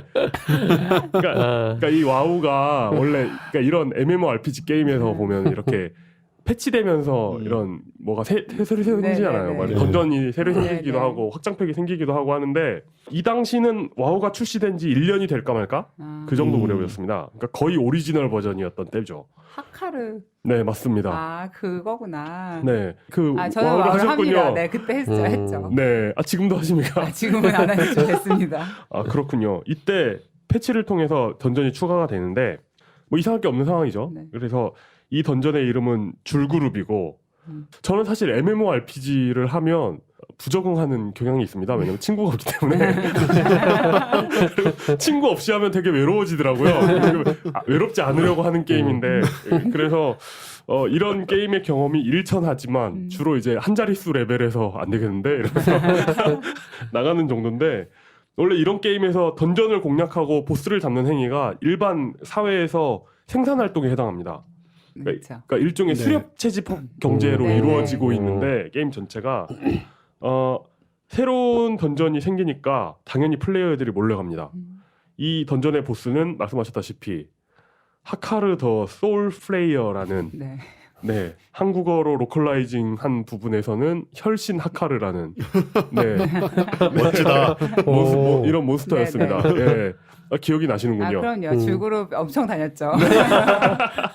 네, 그래서 아주 강력한 기술들을 가지고 있었는데 그 중에 하나가 바로 오염된 피라는 저주였습니다. 네, 어떤 거죠? 그 광역으로 보스 몹을 죽이려고 하는 사람들의 체력을 계속 깎아먹는데 오염이 돼요. 네, 그러니까 전염병처럼. 전염성이 있는 저주죠. 그러니까 그러니까 단번에 죽이는 게 아니고 네. 뭐 한 200씩, 300씩 계속 이렇게 네, 계속 피가 깎여져 깎아먹습니다. 나가죠. 계속. 계속 깎여 나가요. 공식적으로 있는 저주였던 거죠? 그게? 네, 네, 네. 공식적으로 있는 저주입니다. 근데 이게 전염성이 있어요. 그러니까 내가 그 저주를 받으면 옆 사람도 같이 옆 사람도 오죠. 같이 옮게 돼요. 근데 이건 이제 뭐 던전을 클리어하거나 네. 아니면 그냥 클리어하지 않더라도 던전에서 나가면 문제가 되지 않습니다. 네. 그냥 그 안에서만 적용되는 것이었죠. 그 저주가 풀리게 돼 있어요. 격리가 잘 돼 있는 거네요. 네, 그렇죠. 격리가 굉장히 잘 돼 있는 야생의 상태인 거죠. 줄그룹 던전에서 보스랑 싸울 때 좀 이렇게 난이도가 올라가는 저주였던 거예요. 네. 그래서 이걸 마지막 보스니까 어렵게 만들어 놓은 거죠. 근데 여기에 문제가 있었는데 와우 세계에 소환수가 존재합니다. 소환수가 뭐죠? 소환수는 그러니까 사실 와우도 되게 어려운 점 중에 하나가 이동하는 거잖아요. 네. 그러니까 어느 마을부터 어디까지 갈 때 뭐 배를 타고 뭐 무슨 새를 타고 막 이런 식으로 가야 되는데 이 소환 기술이 있는 캐릭터들은 얘네들을 단번에 나 있는 대로 불러올 수가 있는 거죠. 네. 네, 그렇죠. 그래서 맵이 넓을수록 좋은데 사실. 그렇죠. 근데 맵이 넓어지면 다니기가 어려워지니까 이제 그런 것들이 있는 거예요. 그러니까 동물이나 뭐 어떤 그런 것들이 있는 거죠. 네, 네. 이런 것들을 소환해가지고 같이 싸울 수 있습니다. 근데 같이 싸우다 보면은 문제는 소환수도 하카르의 저주에 걸려요. 그래서 물론 이제 이것도 던전을 떠나면 치료가 되는 것이죠. 근데 줄그룹 던전에서 소환수가 저주에 걸린 상태에서 소환을 해제한 뒤에 플레이어가 던전을 떠나잖아요.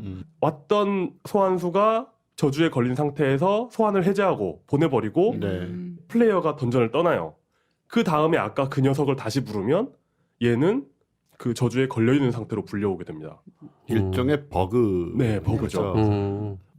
이렇게 되면은 소환수는 자신의 주인을 포함해가지고 주변 플레이어들한테 아까 말씀드렸다시피 전염성이 있잖아요. 네.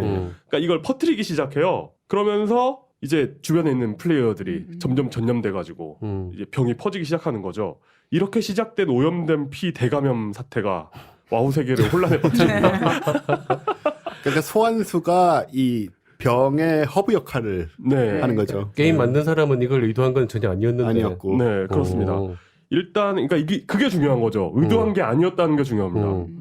그래서 일단은 근본적인 치료법이 뭐 없지 않아 있어요. 뭐 하카레에게 피를 빨리고 뭐 이런 게 있습니다. 근데 이건 던전 안에서나 가능한 이야기니까 부질없는 소리죠, 사실. 그래서 깎이는 체력을 이제 죽지 않게 뭐 이렇게 힐을 주는 그런 방식으로 연명 치료밖에 없는 거죠, 사실. 근데 이런 치료 자원도 사실 제한돼 있고. 그렇죠. 왜냐하면 너무 광범위하게 병이 퍼져 있기 때문에 제한되어 있는 상태였던 거죠. 여기에 마을에 존재하는 NPC가 병의 확산을 촉진합니다. 왜냐하면 NPC는 병에 걸리긴 하는데 죽진 않아요. 좀비가 되는 거구나. 정말 안 좋네요. 네. 그렇기 때문에 일단 죽어서라도 전파자 역할을 멈출 수 있잖아요. 일반 전파자들이. 그렇죠. 근데 감염은 됐는데 죽지를 않아요. 그렇기 때문에 그리고 또 마을에 있잖아요. 사람이 많은. 그러다 보니까 엄청난 수의 건강한 캐릭터를 감염시키게 됩니다. 그리고 이런 게임에 사실 의뢰 존재하죠. 순간이동 옵션들이 존재합니다. 그래서 이 마을에서 저 마을로 확 갈 수 있는데 이런 순간이동이 병의 규모를 게임 전체로 확산시키기 시작합니다. 그러니까 사스나 메르스 같은 병이 공항을 통해서 사실 국경을 넘잖아요. 그런 것처럼 마을과 마을 이런 그 지역과 지역을 전염법 연구하는 사람들이 한번 연구해봐야 되겠는데요, 진짜. 이런 그 국경을 넘는 것과 비슷한 상황이 계속 벌어집니다. 그러니까 말씀하셨다시피 실제 전염병하고 비교할 만한 게 많잖아요. 그러니까. 그렇기 때문에 감염병학과 관련된 논문들이 다수 나오게 됩니다.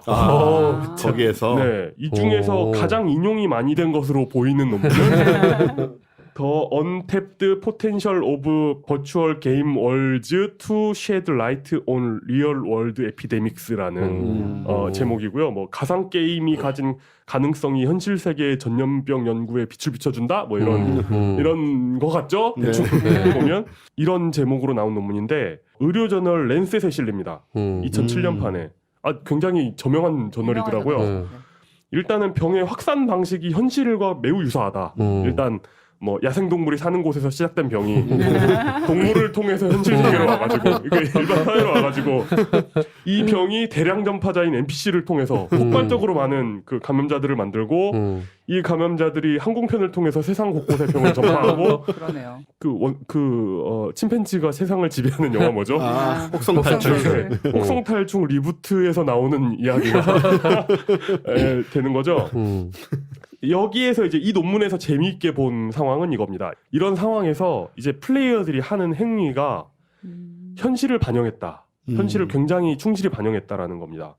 그러니까 뭐 예를 들어 무작정 도망치는 사람들이 있겠죠. 도망치고 숨으려는 사람들이 있고 좀 이제 레벨이 높고 뭐 나도 그 저주에 걸렸으나 난 이제 좀 체력이 높아서 여유가 있는 사람들은 주변에 죽어가는 사람들을 힐해주기 시작해요. 그러니까 일종의 슈바이처 박사처럼 이렇게 나타나가지고 국경 없는 의사. 그런 분들이 나타나요. 그리고 일각에서는 이제 감염되지 않은 지역을 격리하려는 움직임도 있습니다. 그 이제 못 오게 하고 감염자들을 못 오게 하고 그리고 이제 절망 속에서 쓸쓸하게 자살하는 캐릭터들이 나타나게 됩니다.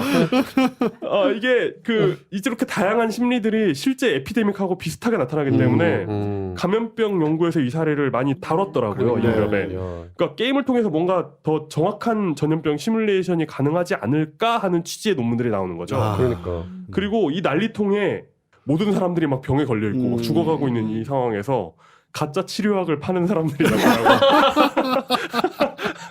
와 그리고 이제 격리하려는 시도가 있었잖아요. 그 격리 구역에 굳이 병을 전파하려고 테러를 하는 캐릭터들도 나타나기 시작합니다. 나만 죽을 수 없다. 네. 그러니까 아무 이유가 없는 거예요. 왜 굳이 격리구역 사람들까지 내가 감염시켜야 되는지 이유를 알 수가 없잖아요. 그러니까 이런 이해할 수 없는 사례들을 통해서 감염병학뿐만이 아니라 그 테러리즘 연구나 윤리학 쪽에서도 상당히 중요한 사례로 몇 번 연구가 진행이 됐습니다. 그러니까 악당은 왜 등장하느냐 이런 그 극단적인 상황에서 왜 이런 악당들이 등장하는가 왜 악당들은 굳이 이런 상황에서 악의를 가지고 테러를 일으키는가 이런 그 문제 제기가 가능한 상황이었던 거죠.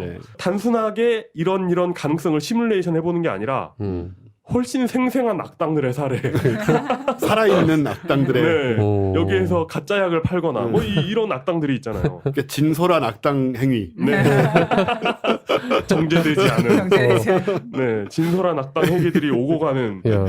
매우 중요한 사건이었던 겁니다. 여러 가지 논문이 나왔는데 논문이 끝날 때쯤 그게 나오지 않습니까? 이 연구의 한계 뭐 이런 게 나오지 않습니까? 여기 공통적인 한계가 있습니다. 일단 병 자체가 현실을 반영한다기에는 좀 다른 면이 있었죠. 면역에 관한 어떤 그런 게 있었던 것도 아니고 면역이나 치료법이 없죠. 그리고 죽었다 살아나도 다시 감염이 됩니다. 그러니까 면역이 없기 때문에. 그렇죠. 네, 그래서 다시 감염이 되고 다시 전파자가 될 수 있어요. 그리고 무엇보다도 큰 한계는 플레이어들이 그 오염된 피 저주에 걸린다고 진짜 죽는 것이 아니고 캐릭터가 죽는 것일 뿐이라는 굉장히 알고 중요한 있기 부분이지. 네, 심지어 캐릭터가 부활합니다. 그러니까 귀찮은 거죠. 짜증나는 거죠. 예. 짜증날 뿐이지 진짜 어떤 목숨의 그 공포를 느낀다고 볼 수 없는 상황이기 때문에 그러니까 여기서 벌어지는 플레이어들의 행동 하나하나가 현실만큼의 무게감을 가졌다기에는 네. 좀 어렵다는 점이 그렇네요. 한계입니다. 이 사건이 와우 초창기 사건이고 그 이때 혹시 플레이 하셨습니까? 아니요, 저는 G그룹에 그런 문제가 없을 당시에 플레이를 했던 것 같네요. 그런 일은 기억이 잘 안 나요. 네, 그렇군요. 블리자드가 오염된 피 이 저주를 패치합니다. 이런 엄청난 병으로 외부로 확산되지 않도록 그러면서 상대적으로 빠르게 마무리가 됐기 때문에 국내에서는 큰 반향이 없었던 걸로 알고 있습니다. 반향이 없더라고요. 흔히 있는 게임 운영 버그 이런 정도로 취급이 됐고 실제로 블리자드도 그냥 버그로 그냥 취급하고 있는 것 같더라고요. 네. 어찌 보면 아주 사소한 건데 이런 사건에 대한 연구가 꽤 여러 차례에 걸쳐서 깊이 이루어진 게 재밌더라고요. 네. 다시 메르스로 돌아와 보면은 그렇다면 오염된 피 사건이 메르스 사태에 얼마나 대입할 수 있느냐? 글쎄요. 없다? 큰 차이가 있다는 것만큼은. 근데 공통점도 있죠. 선한 의지를 가진 의사 선생님. 그리고 악당처럼 행동하는 사람들도 있었고요. 컨트롤 타워가 없는 채 각자 도생하는 상황. 네. 그렇죠. 네. 맞습니다. 우리나라 같은 경우에는. 그런데 또 그거는 좀 다르지 않나요? 네. 어느 병원인지 굳이 안 가르쳐주네요. 그리고 사실 블리자드에서 잠깐 손을 놓고 있었다 뿐이지 이 문제를 근본적으로 해결할 수 있는 능력이 있었죠. 네. 블리자드 회사에는. 에피데몰로지라는 잡지가 있더라고요. 네. 참 이런 저널이 있는 걸 보면 정말 다양한 저널이 있는 것 같습니다. 네. 에피데몰로지 저널 2007년도에 이런 글이 실립니다. 온라인 롤플레잉 게임을 통해 전염병 전파 모델링하기라는 아티클이 실려요. 네. 여기에도 비슷한 내용을 담고 있습니다. 뭐 이렇게 저렇게 해가지고 진짜 감염병을 시뮬레이션하기가 게임이 괜찮지 않나? 약간 이런 내용이었어요. 근데 이 말을 하면서 이 글의 마지막 문장은 이렇게 끝납니다. 게임 관리자는 마침내 이 질병을 주문을 통해 광범위하게 치료했다. 현실에서도 이렇게 간단하면 얼마나 좋을까? 라고 하면서 끝나게 됩니다. 생각해보면 이런 전염병과는 전혀 상관없을 것 같은 게임 속에서 이런 사건이 벌어져서 많은 연구가 이루어진 게 재밌어서 소개해봤습니다. 네. 와. 근데 진짜 전염병 연구하는 게 되게 힘들잖아요. 네. 힘들죠. 그런데 진짜 그거는 정말 하나의 모델로 지금 보기에는 정말 좋은 연구 대상이네. 되게 자연스럽게 생겨난 시뮬레이션. 네. 네, 그러니까 의도하지 않았다는 의도하지 게 여기는 않은, 중요한 네. 것 같아요. 중요한 것 같아요. 네. 이게 온라인 세계가 이렇게 오프라인 세계의 상황을 네. 시뮬레이션 한 것처럼 돼버리는 그러니까. 그런 상황들이 사실 간혹 있잖아요. 네. 가짜 약에서 약간 뻑갔어요. 그러니까. 그걸 또 산 사람이 있었어요. 그런 짓을 또 하고 있어. 그렇지 또. 않을까요? 그 우리나라에선 대표적인 게 이제 아시는 분 아시겠지만 바츠 해방 전쟁이죠. 리니지 2의 리니지 2에 이거 제 그 강연 다니면서 해주는 꼭 하는 얘기인데요. 네. 리니지 2는 안 하셨나요? 네, 그건 하지 않았습니다. 네. 그 와우가 제가 사실 한 3, 4년 정도로 꽤 열심히 했거든요. 네. 근데 그 딱 시작하게 된 계기가 그때 그 블리자드에서 광고를 하나 냈었는데 버스였는데요. 그거 문구를 보고 딱 시작했어요. 마지막으로 모험을 떠나본 때가 언제인가? 딱 이런 거예요. 그래서 막 이러면서 이분들은 그렇습니다. 이분들은 술을 안 드시고 게임을 하시는데요. 그렇구나. 네. 이 바츠 해방 전쟁에 대해서 뭐 조금만 얘기를 하자면 네. 이게 언제냐면 옛날이에요. 2004년. 그러니까 뭐 13년 전이니까 네. 뭐 지금보다도 훨씬 그래픽도 못할 때고 뭐 속도도 느리고 그쵸. 네, 되게 초보적인 시대인데 이게 현실에서 벌어지는 전쟁과 권력과 네. 암투와 네. 배신과 이걸 다 보여주고 있는 사건이라서 네.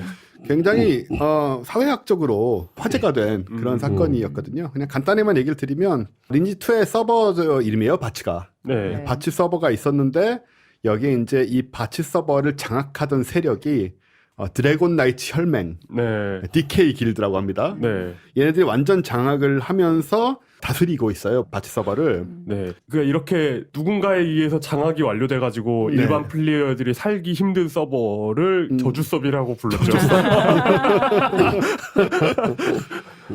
이 전쟁은 어떻게 일어나냐면 집에 다들 굴종하고 살고 있다가 이 세금을 매겼거든요, 당시에. 네. 그러니까 현실이랑 똑같아요. 네. 이 영지에 바치 서버의 영지에 이 DK 길드가 세금을 매기고 있었는데 그 세율을 10%에서 15%로 올립니다. 네. 그러면서 이제 이 유저들이 쪼들리기 시작하면서 이 폭거 아니냐 이것은. 네. 그러니까 현실에서 일어나는 건 되게 비슷해요. 그러네요. 현실에서 이런 류의 일로 혁명이 일어나잖아요. 폭동이 일어나고. 그래서 저항을 하려 했으나 이 DK 길드가 너무나 강한 나머지 이제 상대할 수 없는 상황이 된 거죠. 네. 그래서 이 소식이 다른 서버들로 전해집니다. 수많은 다른 서버들로. 이게 요즘엔 이렇게 서버끼리 막 이렇게 그 서버에서 서버로 전혀 넘어갈 수 없는 그런 게임은 사실 흔치 않죠. 네, 그때는 그랬죠. 네, 근데. 그땐 그랬습니다. 이게 컴퓨터 용량 부족으로 인해서 네. 다른 서버에서 이제 서버까지 퍼져가지고 이 DK 길드가 이 바치 서버에서 온갖 불의와 악행을 자행하니 네. 우리가 어떻게 해야 되지 않겠냐 했는데 들어올 수가 없으니까 얘네들이 바치 서버로 들어오면 전부 레벨 1으로 네. 들어올 수밖에 없는 거예요. 그러니까 한마디로 어디서 무슨 만렙이든 뭐든 간에 그냥 쫄로 시작을 해야 되는 상태인 거죠. 그렇죠. 예. 그럼에도 불구하고 이들이 모여들어서 20만 대군을 형성하게 돼요. 바치 서버에서. 진짜 머릿수로 20만 명이 모인 거예요. 20만 명이 모였어요. 그러니까 저 저주받은 바치 서버에서 드디어 저항이 형성됐다 이런 소문이 들리니까 레벨 일자리들이 네. 초짜들이 와가지고 네. 20만 대군을 형성을 해서 성을 칩니다. 네. 이게 그 유명한 그 바치 공성전이죠. 네. 이겨요? 이깁니다. 아 정말요? 이겨서 이제 DK 길드를 몰아내. 북쪽으로인지 뭐든지. 마음대로 말한다. 어딘가 몰아내면 북쪽으로 몰아낼 거 같잖아, 기분에. 네. 북동쪽으로. 네. 몰아내고 이 해방을 이루죠. 이게 이제 2004년에 제1차 바치 해방 전쟁이고. 그래서 성을 함락을 시키고 이제 이 연합군이 그 성에 진주를 하는데 당연히 내부에서 갈등이 일어나게 되죠. 네. 누가 공이 가장 크냐, 누가 가장 중심적인 역할을 했느냐로 네. 내전이 일어납니다. 다시. 네. 원래 동탁 반군들이 그 내란을 일으키죠. 내란을 일으킨 상태에서 DK 혈맹, 도망갔던 DK 혈맹이 다시 쳐들어와서 성을 다시 뺏어버리는 이런 식의 상황, 정말 스펙타클한 상황이 벌어지는 거예요. 예. 네. 이 속에서는 아까 얘기했던 그런 식의 인간 군상들의 모습이 다 나오는 거예요. 자유와 이상에 대한 어떤 그 갈망에서 시작했던 것이 네. 하지만 자유와 어떤 희망에 대한 갈망을 쫓다 보니까 거기에도 이익 집단이 생기고 네. 그것도 돈이 되거든요, 사실. 그 막상 또 권력을 잡고 나니 이게 자기가 권력층이 되면서 그것을 유지하려는 그 욕망으로 바뀌게 되고 네. 그런 와중에 이제 내부에서 정말 이익을 가지고 싸우면서 자존심과 이익을 가지고 싸우면서 결국은 다시 무너져 내리는 네. 이게 너무 비슷한 거예요, 현실이랑. 네. 그래서 아까 말씀하는 그거를 들으니까 물론 이거는 이제 병하고는 상관이 없지만 이런 걸 보면서 인간들이 실제로 이런 상황에서 어떻게 행동하는지에 대해서 네. 플랫폼이 상관이 없고 네. 네, 인간이란 건 항상 어떤 형태로 움직인다라는 게 네. 증명이 되는 네. 사실 뭐 이게 뭐예요? 안 하면 그만이지. 그렇죠. 안 하면 되잖아. 그 내가 바치 서버를 장악하면 뭐 하나 현실에 그러니까 나는 지금 네. 뭐 중요하지도 않은 거고 뭐 10% 15% 올린 뭐예요? 이거 네. 돈도 아니잖아 실제 돈도. 네. 근데 실제로 리니지는 저렇게 성 하나 가지고 운영하면 실제 돈이 될걸요? 그랬을 거예요, 물론. 네, 그랬다는 것 칼 같은 거 같았어요. 팔면서 뭐 1,000만 원에 팔고 뭐 죽이고 그런 일도 오. 제가 기억이 나는데. 한 15년 전에 저 아는 형은 집에다가 컴퓨터 5대 놓고 돌렸어요. 아, 리니지를요? 네. 오. 이게 무슨 어느 부분에 대해서 생각하게 되냐면 우리가 VR 계통, VR. 네, 죄송합니다. VR. 네, VR 계통의 소셜 네트워크랑 사회가 발전할수록 그 속에서 어떤 일이 벌어질지를 상상하게 만드는 거잖아요. 그러니까 페이스북이 지금 그런 행동을 하고 있잖아요. 네. 페이스북이 VR 회사랑 엮어가지고 자기가 샀죠. VR 회사를 사가지고 이제 VR하고 페이스북하고 연결해가지고 그런 거를 아주 공식적으로 지금 사실 보여주기 시작하고 있거든요. 네. 그러니까 이 속에서 이런 또 하나의 세계가 창조됐을 때 그 속에서 인간들은 어떤 식으로 행동할 것이고 그 속의 윤리는 어떻게 세워질 것이며 네. 그 인간들이 하고 있는 행동을 그대로 반복하면서 또 새로 만들어 가야 되는 부분이 있잖아요. 네. 아까 로봇 얘기도 나왔지만 그런 부분들에 대해서 우리가 앞으로 많은 시행착오를 하게 될 것이다. 네, 그런 생각이 들어요. 네. 이런 게 굉장히 중요해지는 상황들이 생길지도 모르고 지금 네. 저는 이렇게 말했잖아요. 뭐 안 하면 그만 아니냐. 네. 사실 그분들한테 안 하면 그만이 아니거든요. 음. 삶의 너무 큰 부분이었던 그러니까. 거야 이게. 네, 네. 그렇죠. 네. 그러니까 사실 DC 인사이드에서도 그 메르스 갤러리 관련해 가지고 싸울 이유 없거든요. 네. 그러니까 거기서 게시판에서 그러고 있으면 뭐냐 그러니까 이렇게 될 수 있는데 인생을 걸고 사람들이 네 키보드를 붙잡고 있죠. 네. 그러니까 사람이 인간에게 중요한 것은 나에게 뭐 어떤 현실에서 이익이 되고 어쩌고가 아니고 자기가 빠져 있는 것인 것 같아요. 맞아요. 네. 심리학과 뇌과학으로 이해해야 될 문제. 네. 정말 그래요. 저도 그 와우 되게 열심히 할 때 이제 회사는 그래도 다녀야 되잖아요. 너무 시간이 아깝지만. 그래서 저녁에 이제 끝나고 나면은 스타벅스에서 벤티 아메리카노를 사가지고 컴퓨터 앞에 앉는 거죠. 이분들이 확실히 술을 안 드시고 게임을 하시는구나. 그래서 그 아이언 포지 위에 이제 새를 타고 처음에 날아가는 날이 있었는데, 저는 지금도 약간 좋았던 날로 그날을 생각할 정도예요.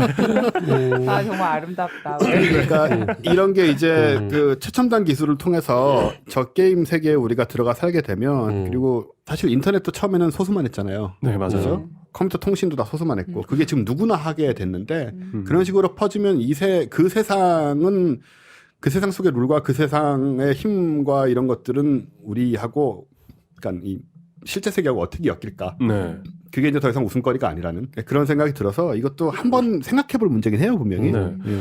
예전에 전대협 활동을 하셨던 어떤 분께서 팟캐스트 나오셔가지고 증언을 해주셨는데 나우누리에서 누군가가 국보법을 위반해가지고 뭐 나우누리에 있는 무슨 방에서 네. 이런 게 있다라는 신고가 들어가가지고 경찰에서 진짜 나우누리 본사 가가지고 그 방이 몇 호냐고 물어보는 이야기를 하더라고요. 근데 그게 불과 20년 전. 20년 전 일이죠. 네. 재밌다. 그러니까요.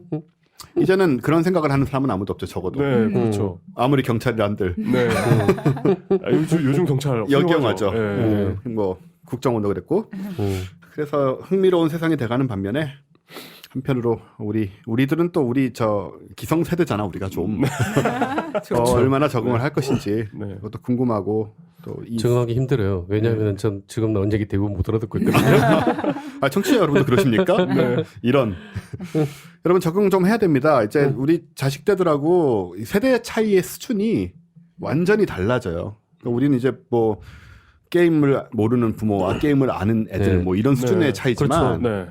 앞으로는 현실 세계만 인정하는 기성세대와 사이버 세계를 그만큼의 무게로 두는 새 세대와의 세대 갈등이 생깁니다. 그럴 수 네. 있을 것 갑자기 같아요. 맥락 없이 예전에 김재동이 어디 강의에서 한 얘기가 기억나는데 애들 게임을 너무 심하게 할 때 못하게 하는 제일 좋은 방법이 같이 하면 된대요. 맞아. 못하고 막 애들은 부모랑 절대 똑같은 걸 하지 않기 때문에. 아니 제가 페이스북을 몇 년 전에 꽤 열심히 하다가 갑자기 딱 끄는 일이 있었는데 아빠가 친구 신청을 했더라고요. 그래서 여기 내가 누르면 그렇죠. 안 되는구나. 네. 최근에 다시 그래서 시작했어요. 사실 카카오 스토리의 위험 요소도 그거잖아요. 맞아요. 어르신들이 너무 많이 하시는. 네. 카카오 스토리가 특히 좀 그런 성향이 있죠. 네. 페이스북도 그렇고 뭐 그래서 제가 카카오 스토리 안 하는 이유도 그래서 그렇습니다. 요즘 애기들 보면 스마트폰 뭐 스와이프나 네. 아니면 뭐 이런 그 모션 같은 걸 본능적으로 다 알고 있거든요. 그렇죠. 맞아. 네. 저 얼마 전에 이용 기자님의 아드님이 저에게 비밀 대화를 신청하셨더라고요. 나한테도 뭐 전화도 자주 하고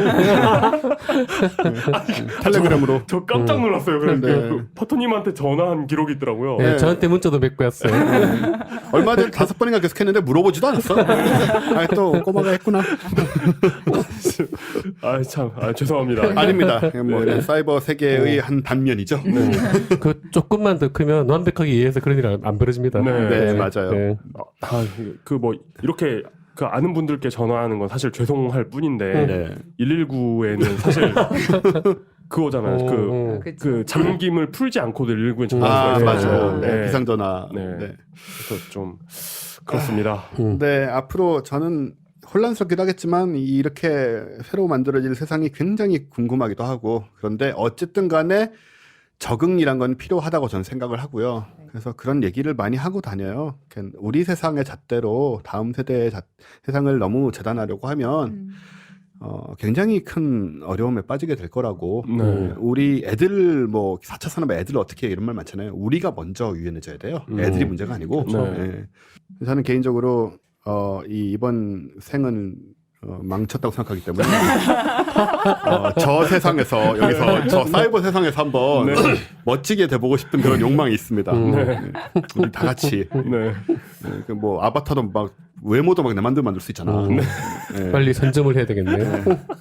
이렇게 잘생긴 세상에서 만나자고요. 집착 분석 뭐 이 정도로 정리를. 네, 재밌었어요. 의외의 방향으로 재밌었어요. 네. 네.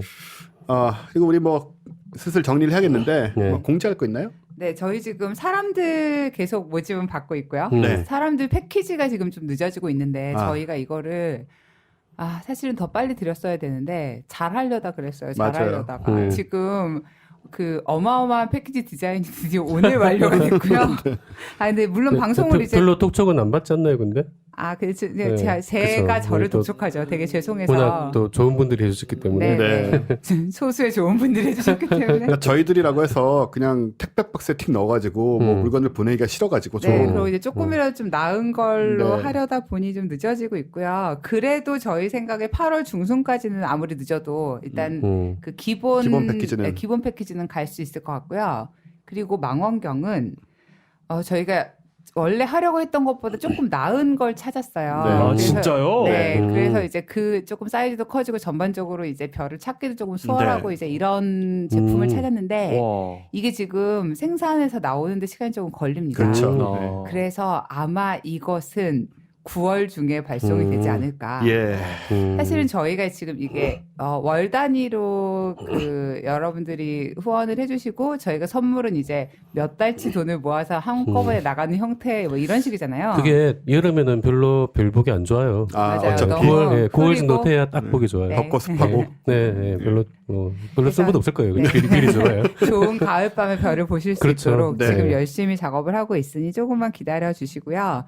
네, 그리고 또 하나 공지가 있는데요. 저희 일식 여행 이제 한 달 앞으로 다가왔습니다. 와. 사실 업데이트 기준으로 보면 한 달도 안 남았죠. 그렇죠. 이제 2주 정도 남은 네. 건데. 긴장됩니다. 네, 너무 지금 기대하고 있고요. 저희가 8월 5일 토요일 날 저녁 7시에 8월 5일 토요일입니다. 그러니까 이 방송을 만약에 목요일 날 들으시면 내일 모레인 그렇죠. 거죠.